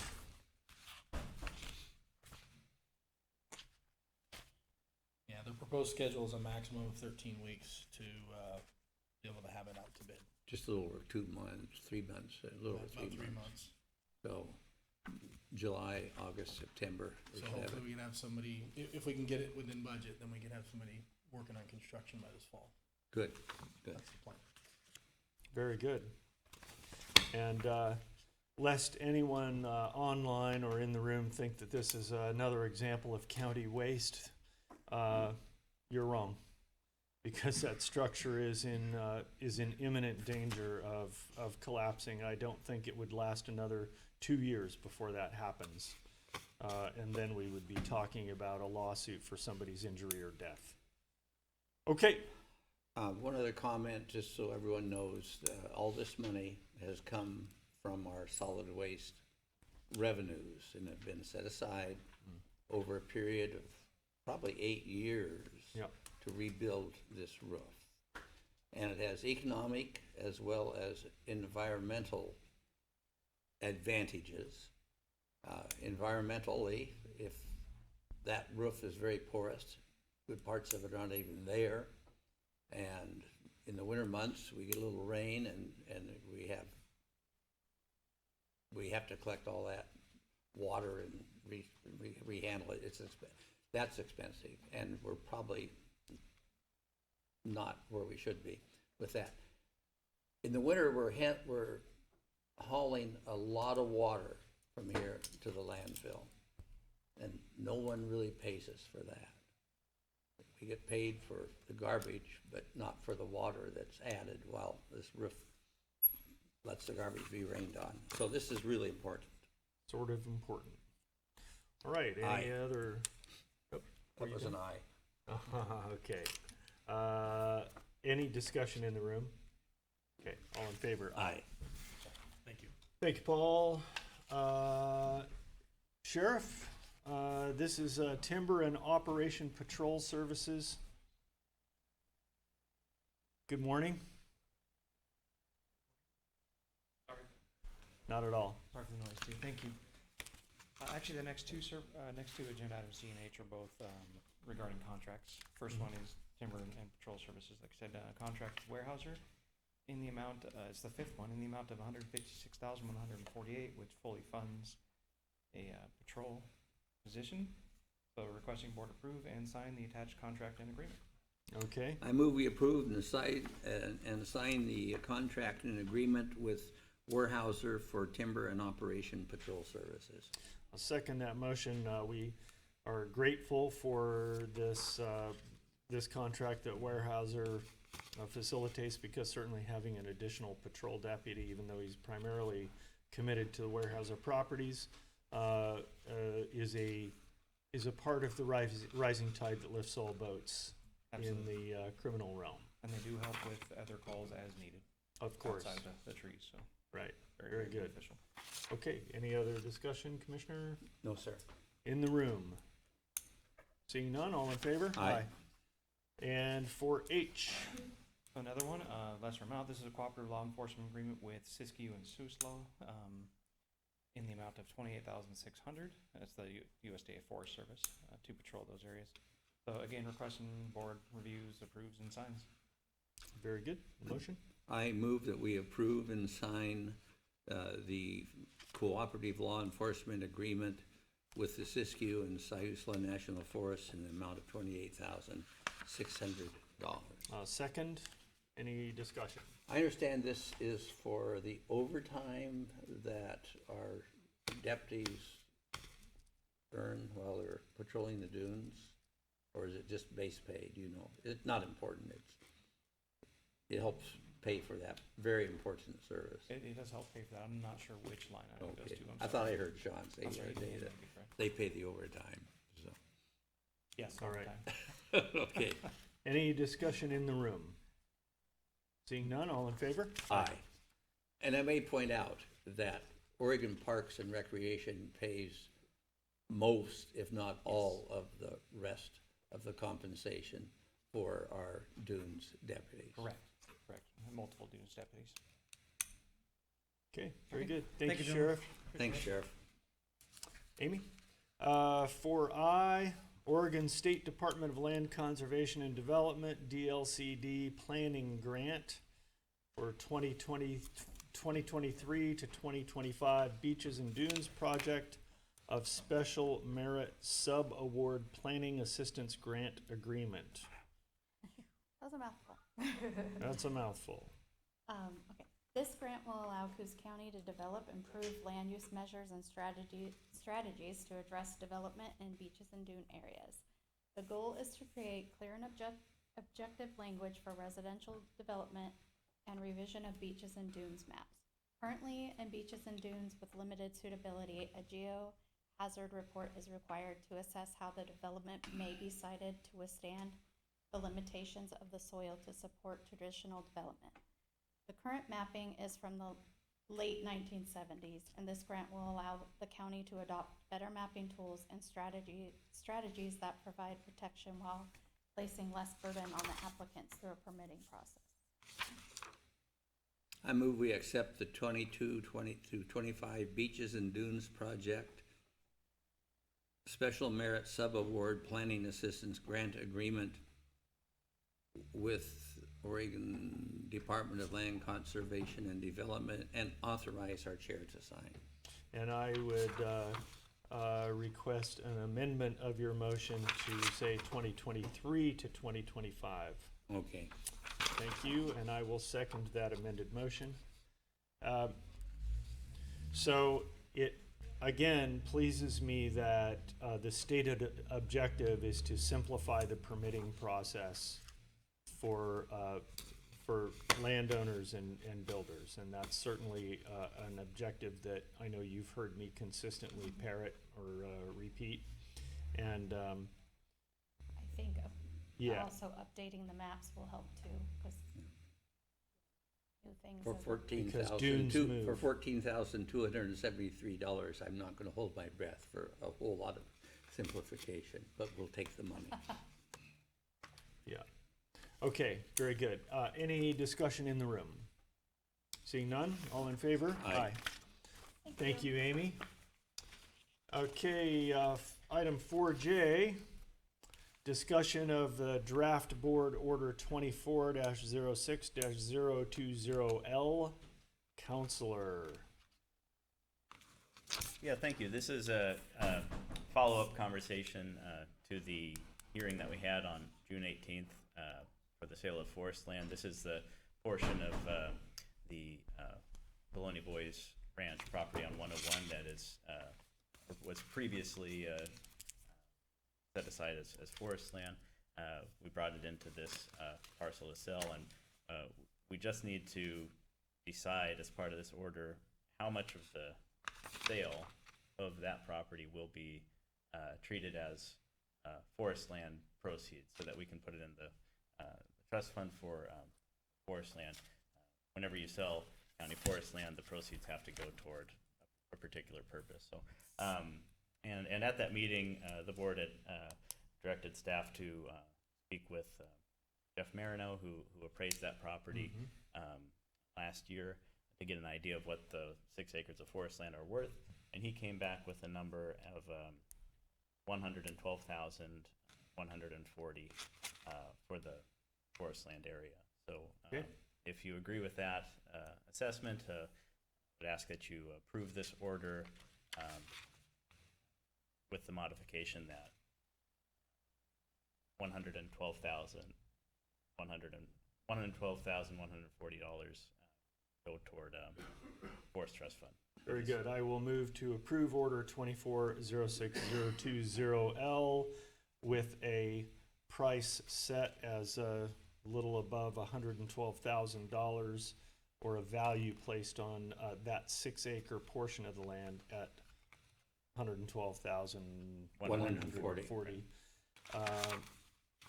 Second. I second. Okay. I would note that that was set by the appraiser, an appraiser. Correct. Right. Any discussion in the room? What fund does that money go into now? Do we still have a fund that it would go into? Yeah, Megan would know the specifics. What is I know it, it's, Megan? it's designated for a particular purpose. Didn't see you back there. Goes into the Forest and Parks Trust. Okay. Good. Thank you. Very good. Hey, Rob, could you run this thumb drive out to Dr. Frank if he's not down?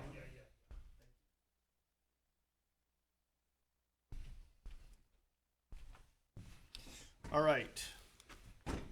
So, no discussion in the room? All in favor? Aye. Aye. All right, item 4K. I think this one. PEG Broadcasting Services Agreement. Commissioner Sweet. We have traditionally engaged PEG Broadcast to broadcast our meetings, and we wish to continue that through next year, and I move that we approve the subscription agreement in the amount of $6,200. I would note there's not been a price increase to this agreement for several years. I'll second that motion, and comment that we appreciate Dean's diligence, always being here to film our meetings for that purpose, and to comply with our legal requirements. Is there any other discussion? Any discussion in the room? Seeing none, all in favor? Aye. That'll make Frank happy. Right, item 4L, discussion regarding mothballing certain parks. We talked about this earlier. Our Parks Department identified 6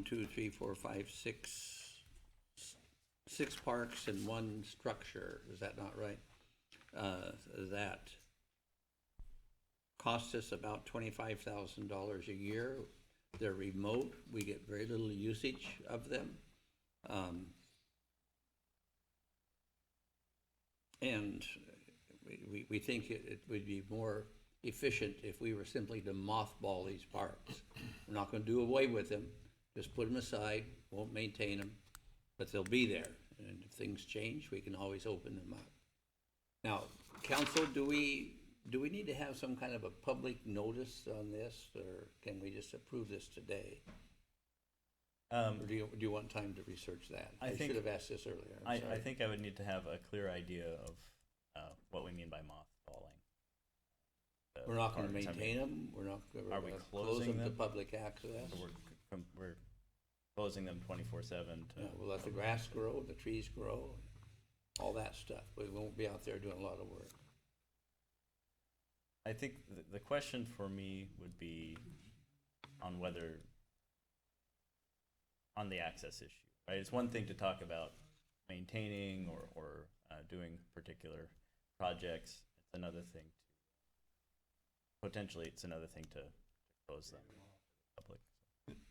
I think we need to gate them off and put no trespassing, otherwise we're gonna have a lot of litter.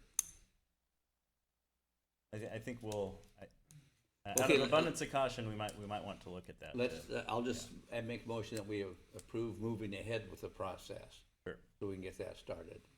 Sure. All Yeah, right. there will be more details to figure out. Okay, I'll make that motion and we can have our discussion. I move that we start the process of mothballing, Bennett Park, Cherry Creek Park, Rook Higgins Park, Judah Parker Park, Rock Prairie Park, Dement Park, and remove the footbridge from the, between the land and the covered bridge at Sandy Creek Park. Is that right? Got it. All right, I'll second that motion as it stands, and as discussion, I will mention that I seem to recall in our last discussion about this, we had proposed the idea of just not putting up no trespassing or gating those off, but rather leaving them as an unimproved accessibility for public use. If people want to use the land at their own risk, it is unimproved, or I guess unmaintained, but I do acknowledge that there would be a potential litter issue with that, so. I think we could make that work if we were notified that they could have access with permission, so that we know who's been there. That's a reasonable idea too. Unless someone really wants to go out and pick up the junk. I do enough of that. and Well, I we do have not- a hard time with that on the forest roads, so, yeah, okay. All right, we have the motion and the second as it stands. Any discussion in the room? Seeing none, all in favor? Aye. And. Did you vote, Oh, Commissioner? aye. Thank you. Sorry, I was busy doing something else. Okay, and then we have I move approval of the consent calendar. we have one more late item. Maybe you didn't get a copy of it, I'm not sure. I have. So this is approving an IGA with LGOC for a database update. Good morning, Tammy. Hi, Tammy. Getting this on the agenda for today. What this is for is the survey database that we have. The original people that came in and built it a couple of years just disappeared, and we have no way to manipulate our database the way it is built. Sometimes there's typos, there's repetitive, and it takes more time to look at that stuff. So we'd like to get some of the stuff combined. LCOG can do it, clean up the database, get everything put in a much better way, but after the $1,250, there'll still be more fees later on down the road to get it to where we can manipulate it. This is gonna just clear up a lot of extra searching and extra plats because of typos and. I move that we approve an IGA with Lane County, what do they call it? Lane Council of Governments in an amount not to exceed $1,250 to clean up our survey research system database and authorize the department head to sign. Second, any discussion? Any discussion in the room? Yes. Morning, Susan. Hey, Susan. Good question, Susan Girl from Coos Bay.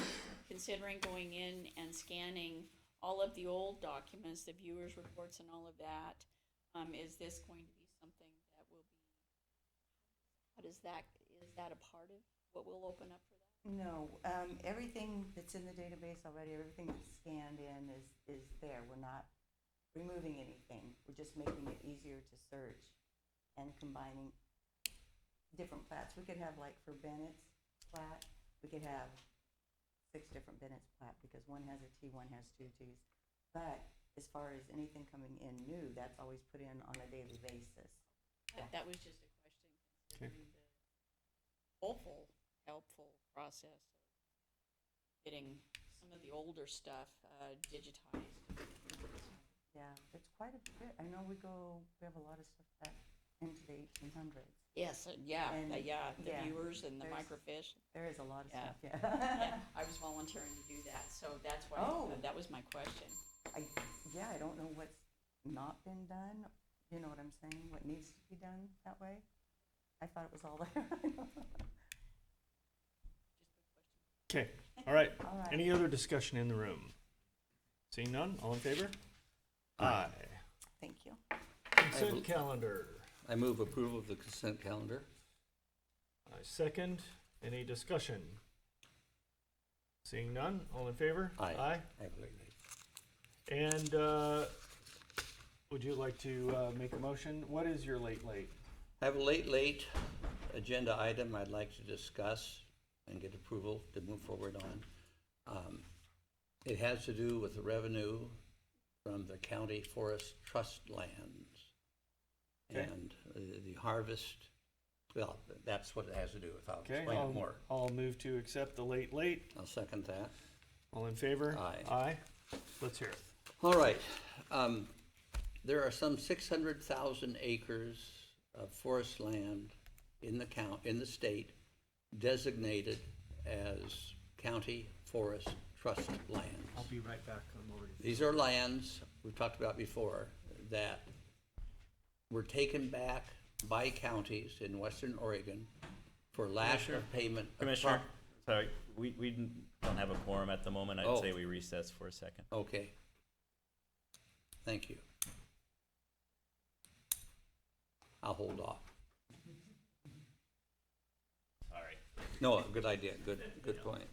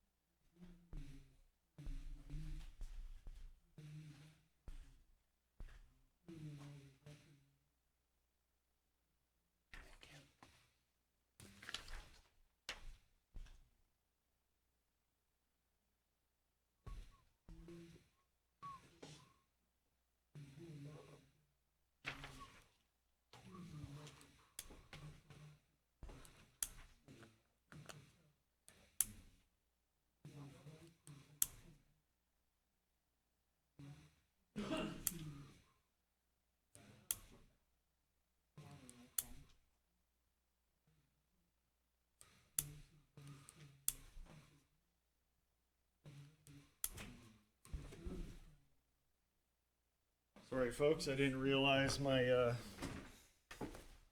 need there would initiate that meeting pause. Are we ready to resume? Well, hold on, now we don't need counsel. You don't need to wait. No. Okay. Go ahead, let's All right. resume. So we got so far as there are 600,000 acres of forest lands in various western Oregon counties that are managed by the Oregon Department of Forestry. These lands were originally, until the late 30s, early 40s, in private hands. They were either harvested over or, in many instances, burned. We had a bad fire period there in the late 30s. The counties in which they lay had no resources with which to reforest the lands.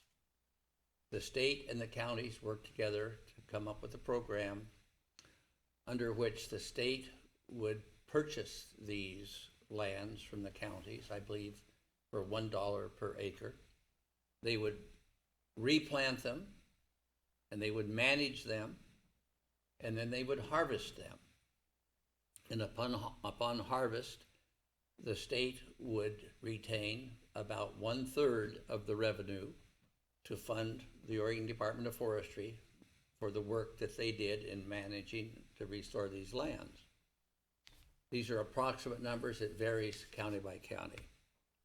The remaining 2/3 of the revenues would go to the counties.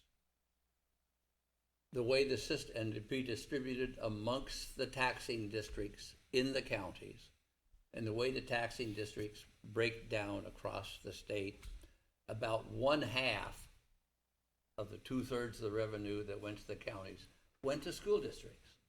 And about 1/2 then was distributed to the county and the other taxing districts, like fire districts, port districts, that were represented, whose boundaries included the area where the timber was logged. So you break it down, about 1/3 of the revenue went to the Department of Forestry, 1/3 went to schools, and 1/3 went to the other taxing districts in the county, besides the schools.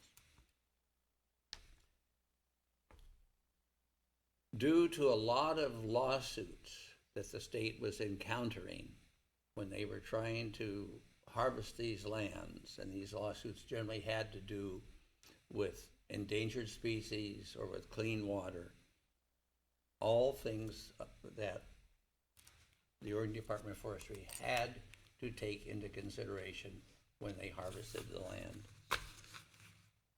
They struggled, and at least 12 years ago, I started sitting in on the meetings regarding a new management plan for these forest lands 12 years ago. And the state had struggled trying to put this together. So many different interests besides local people and local governments were wanting these lands to be used for recreation, environmental purposes, carbon sequestration, all that. Very difficult to put a plan together. Finally, the Department of Forestry, and I think appropriately, resorted to a process called a habitat conservation plan, under which the federal agencies that administer some of these federal laws to do with, again, air, wildlife, water, all that, they put together a management plan under an HCP.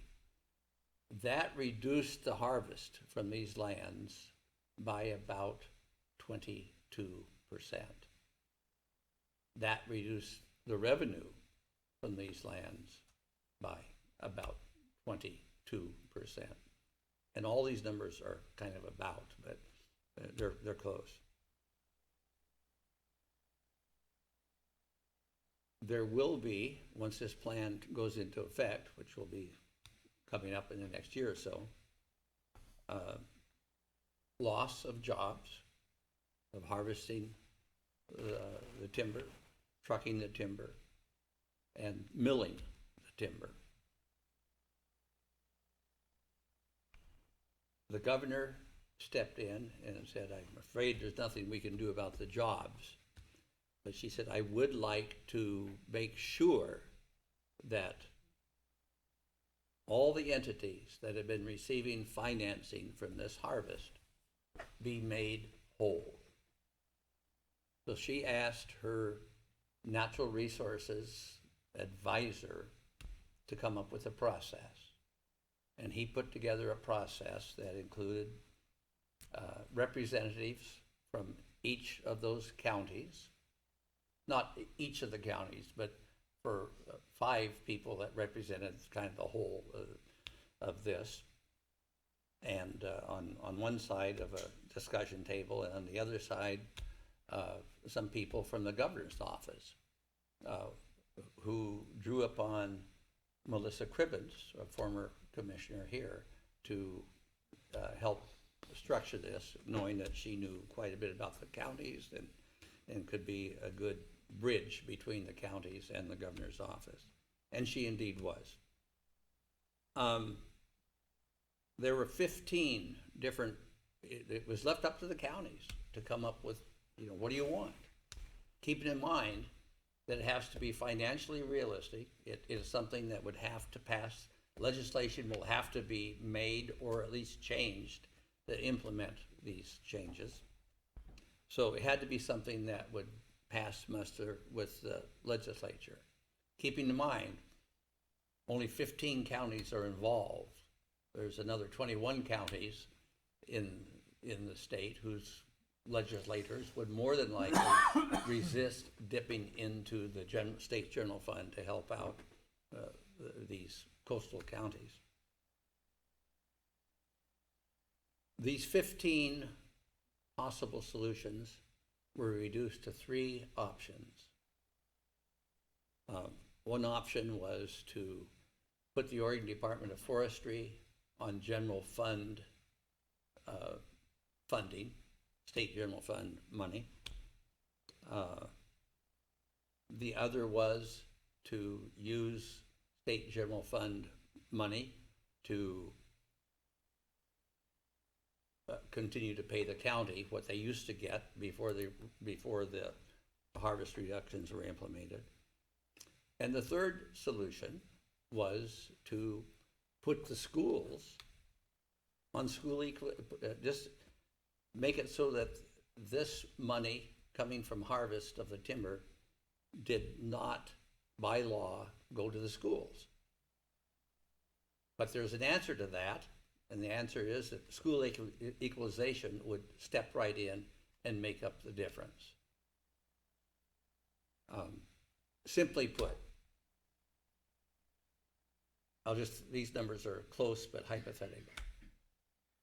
The state has a formula that says, there's lots of factors, but roughly every student in every school district should have there should be $12,000 of school funding for every student in every school district in the state. So if local funding, which included taxes that you pay to the school districts and local timber share revenue, was less than that $12,000, the state would step in and backfill. So the recommendation has been to draw on the state equalization program to make the schools whole. So instead of dividing $100 million, which was the revenue, 3 ways, a third to the Oregon Department of Forestry, a third to the counties, and a third to the schools, the $78 million that will be generated after the reduction in harvest due to the Habitat Conservation Plan will only be divided 2 ways, between the Oregon Department of Forestry and between local governments. So, rough figures, the counties, instead of getting $33 million to distribute amongst their taxing districts, would get $39 million. The schools are held whole. We don't have to have legislation that says, hey, we're going to fund these counties because we're not cutting this much timber there. I think that would be hard legislation to get passed, and I'm thinking it would be hard legislation to sustain. So far, this is the option that has been favored, and they're asking each of the counties to choose which of those 3 options I explained, and the recommendation of the people that have been at this small table committee is that we adopt option 3, which is to use school equalization to make the schools whole, and then we'd have, the counties would end up with more money, about 20% more. Commissioner Sweet, in talking about dividing it three ways, would it be you said 33 million, which. Well, it was roughly $100 million of total revenue. Right, but then shouldn't we be dividing 78 million by three? No, That's the because amount the part the third that went to the schools is going to be picked up by the school equalization formula. Mm-hmm. So the remaining revenue from the reduced only has to be split two ways. Yeah, I thought it would be splitting 78 million three ways. No, you're not. Or you're splitting the 100 million three ways. That's the current practice. Okay. But if the schools go on school equalization, it will pick up their 33 million. And by the way, that's not doing a whole lot of harm to the school equalization fund. It is $5 billion per year. The 30 plus or minus $1 million that will, of what used to be harvest proceeds that will be picked up by that fund will amount to about 0.6% of the fund. And so, okay, I think I understand that. Yeah, so we're so- going from dividing 100 million by three to 78 by two. By two. And we come out ahead and by we come out roughly ahead. Yeah, and 6 we're still million. arguing about how much each of us gets of that too. But what we need to do is get the counties that, a majority of these 15 counties to approve going ahead with this concept, because it's going to require legislative changes, and late this month, or well, sometime probably next month, major legislation needs to be starting through the mill in Salem to get on next year's docket. So there's some urgency to this, and that's why I asked for it. We're trying to get all the counties to cast their vote by the middle of this month, and our next meeting will be the middle of this month. So, well, let's have a motion then. I move we approve using option 3, which is what I described, using the school equalization formula to pick up what had been education's share of this, and then that leaves the Department of Forestry and the other county entities besides educational about $39 million to split. No, $78 million to split two ways. Yeah. Okay. So, I will second that extended length motion. yeah, sorry. That's okay. We'll figure out how to That's say all it better. right. Is there any discussion, any further discussion that you wish? Commissioner, any in the room? Rob? Well, then, so. Then I'll get.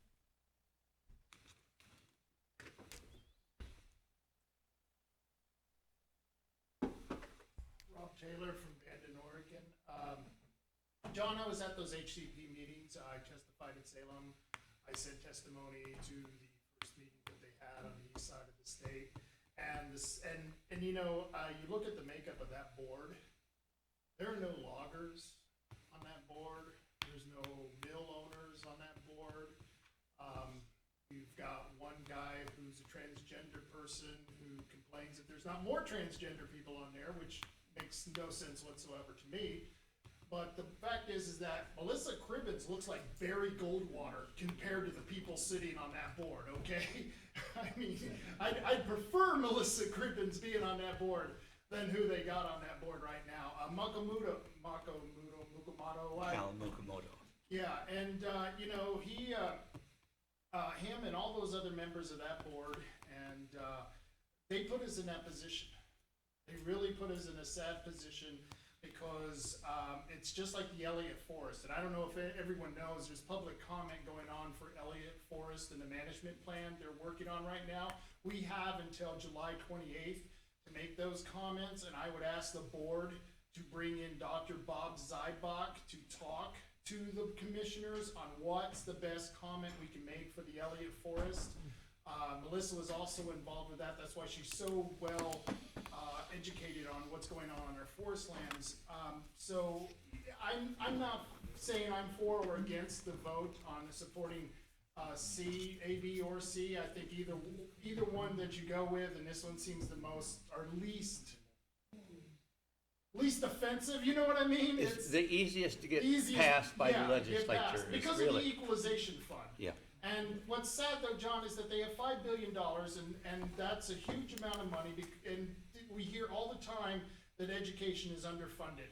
That's BS. We've got plenty of money for education. If they're worried about it, get rid of urban renewal, which takes out about $200 million a year out of the education fund, because all the money in all the counties and the cities that pay for urban renewal, 30 to 45% of each urban renewal area, that debt is paid for by the school equalization fund. And so, because they backfill any money lost to the schools, of course, because they have to by law. So I'm not saying vote for or against this. I think like you said, it's the easiest to get passed. I would recommend it. I just wanted to make the point that, once again, you have an ideological division between, and you can call it rural and urban areas, you can call it between the right, the left, however you want to divide it. But that makeup of that board, the forestry board, is why we're in this predicament. And once again, Salem is dictating to, how did you say, 15 other counties? Mm-hmm. Dictating to us what we should do with it. In my mind, I'd put it all on the market and sell it to the highest bidder. Thank you. Thanks, Rob. Is there, yeah, Jim.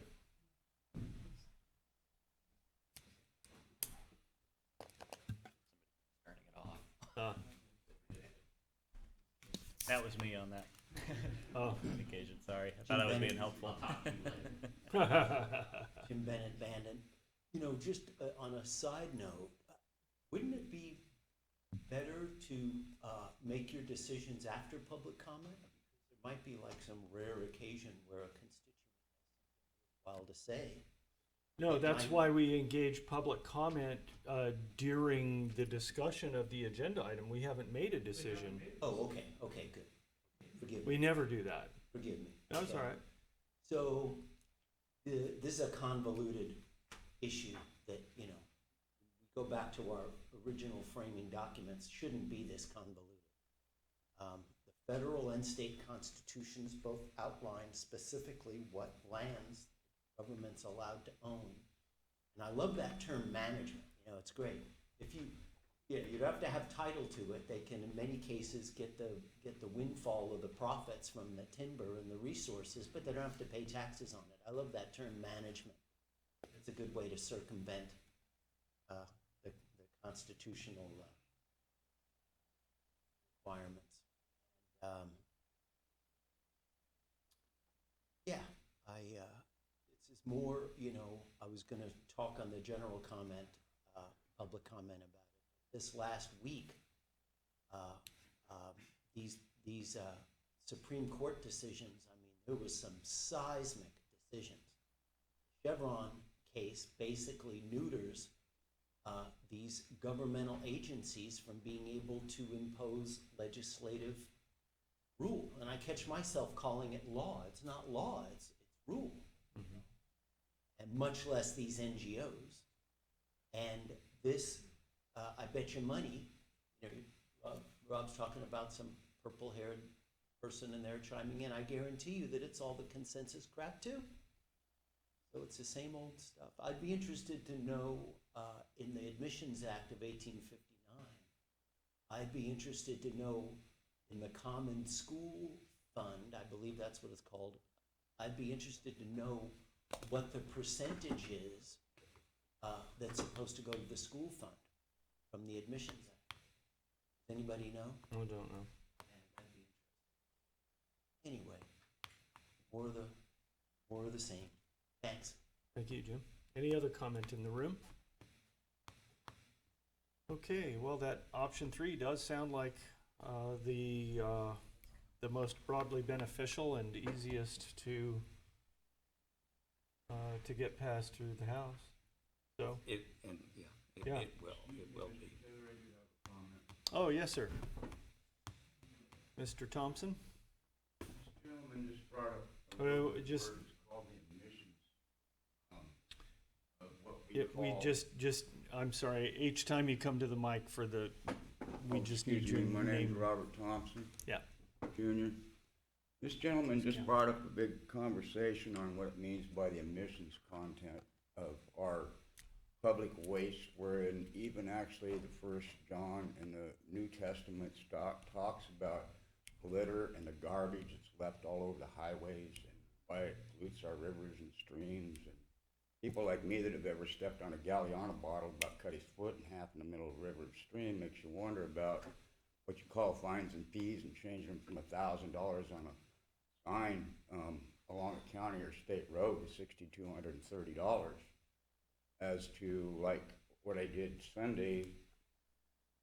yesterday going down to the city park where we've got our youth that are using our public rails to run up and down and earn another $40 or collect $40 out of somebody else's pocket. It's going to be revolved in another direction.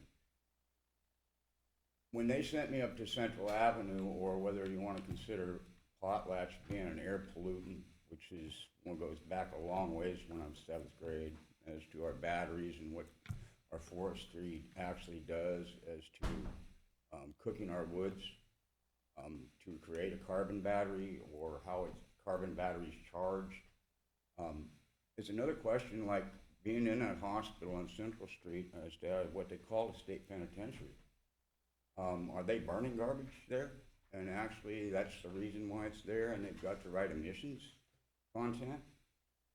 I mean, I asked them when I first got here at Myrtle Point around what they call eco, which you can collect the methane gas and burn it 24/7 in a candle. You got the right place to put it, but they were too busy playing around with a little rubber tub in the parking lot. But that's a good one as to HG&E, which I have also gone to and tried to get a job at one time. And walking past there the other day, and the kid being directed by an elder gentleman as to what they call drafting rights by using our electronic devices, pass things on as to 3D. That's a good question for this county. I mean, are we gonna do like what they call a coal miner's daughter and wait until they burn the garbage? I mean, put a fuse in the garbage dump and then wonder if you're smelling it's actual forest fire or what? I mean, that's a big thing around what you call filtration. So that's just my comment on it. All right, thank you very much, Mr. Thompson. Any other public comment on the matter before us at the moment? Seeing none, all in favor? Aye. Aye. Thank you for bringing that, Commissioner Sweet. Okay, let us move right on to public comments. Actually, commissioner reports, I guess, first. If you do you have anything to additional to input? Nothing to bring up. All right. We were both on vacation last week, and so there isn't a lot to report. I will. Yeah, I think I'll hold on the comment I was considering, and I will bring forth some comments and ideas at a future date that will be relevant and I think interesting to the assembly. So now, public comments. Mr. Thompson, care to go again? Very good.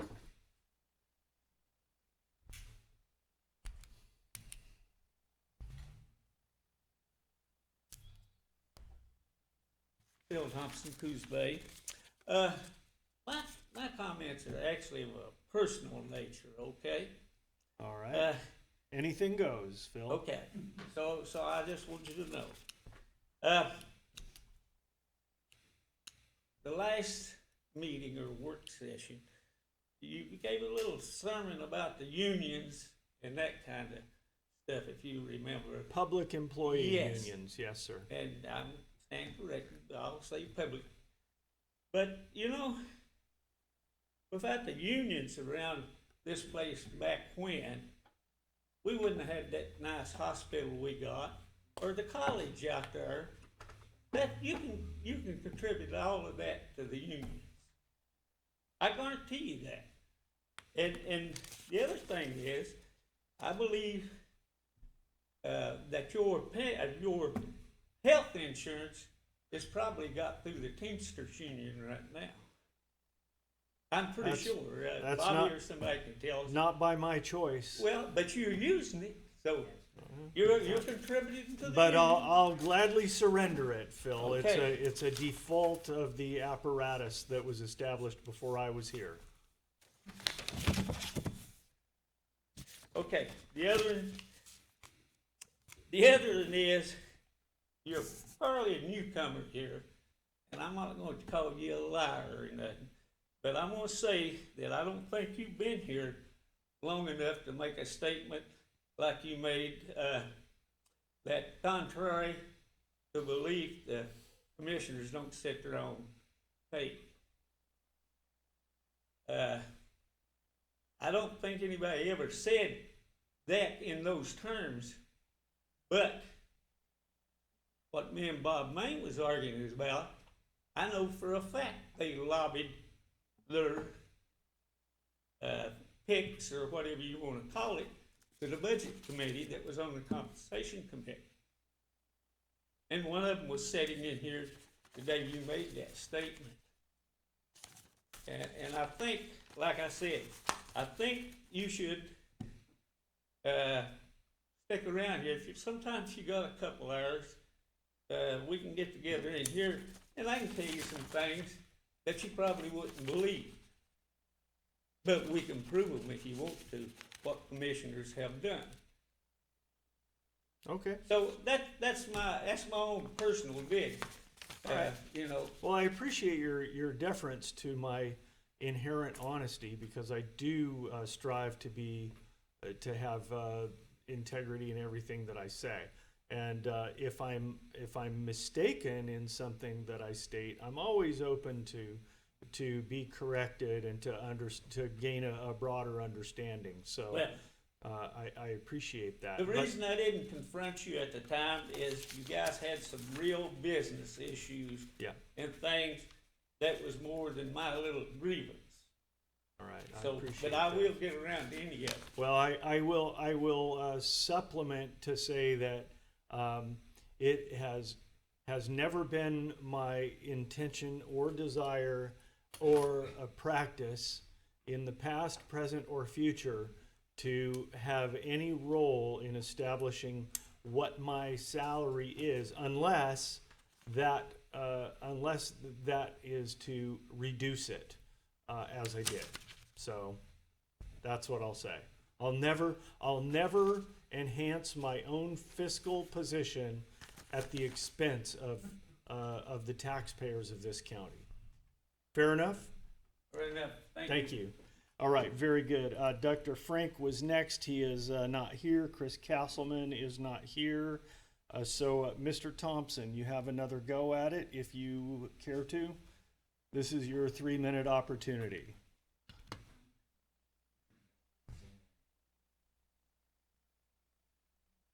Anyway, my name is Robert Wayne Thompson Jr., and as was spoken, I think Commissioner Sweet kind of brought in some of the things that we deal with every year as to what we call we the people and the melting pot of this country. This last winter, it rained a lot. I've seen water blow out of the mountain where I've been tending as a resident to take care of, which when I first got here, when they first pulled my driver's license for about the 10th time, you get tired of what you call bureaucracy of anyway, the bureaucracy of the government, whatever you want to call it, we the people, call it teasing to one another, whatever. Anyway, my question was going to be about a water tank, which actually is one of the things that, where do I go, DEQ, you know, do I go to the State Department, which is part of what the Department of Lands, when I called them and asked them what was legal and not legal to do on the property where I am not currently residing, but they're calling my wife's residence, because of maybe me not coming in here to this office while thinking you gotta go to the courthouse to a court of law. Like I said, the cabinet is there. I have 2 holes in the floor that could become a public restroom. got Yeah, I'm sorry, you have two what? That, two holes in the floor that could become a public restroom. They're 13.5 inches off the floor on each side of that cabin. That was part of the reason why I went over here to community development to ask them about one cast iron pipe. You had a gentleman stand here from Bandon, which you've also done in Myrtle Point by raising the septic system 20 feet in the air by using rock and then not having it flood out the park or the location there where the industrial park is in Myrtle Point and the boat ramp is. There's a difference between running a hoity-toity for 14 years or having one when I had a piece of property and the bureaucracy of what was granted to me as my inheritance from my grandparents, but the barter and the exchange comes from the harassment of what you might call a city council or people that are putting people in iron cages thinking it's all about I don't know what you want to call it. There's several books that have been written on it, whether it's The Lord of the Flies, all that old things that they teach you in school at times around theses.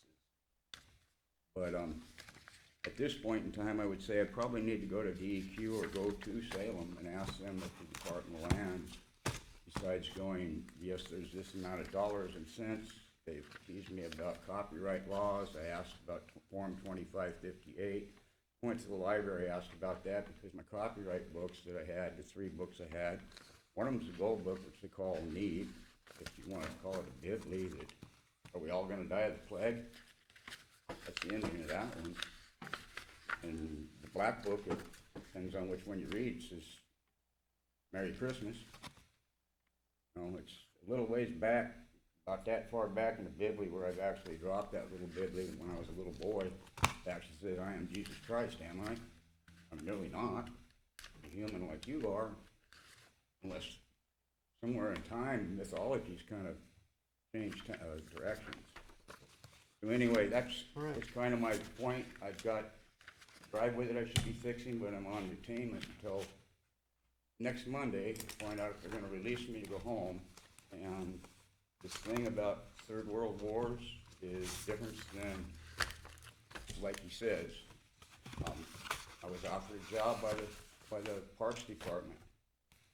The gentleman asked me, and the last time I seen him, he was in Cascade Locks underneath a friggin', what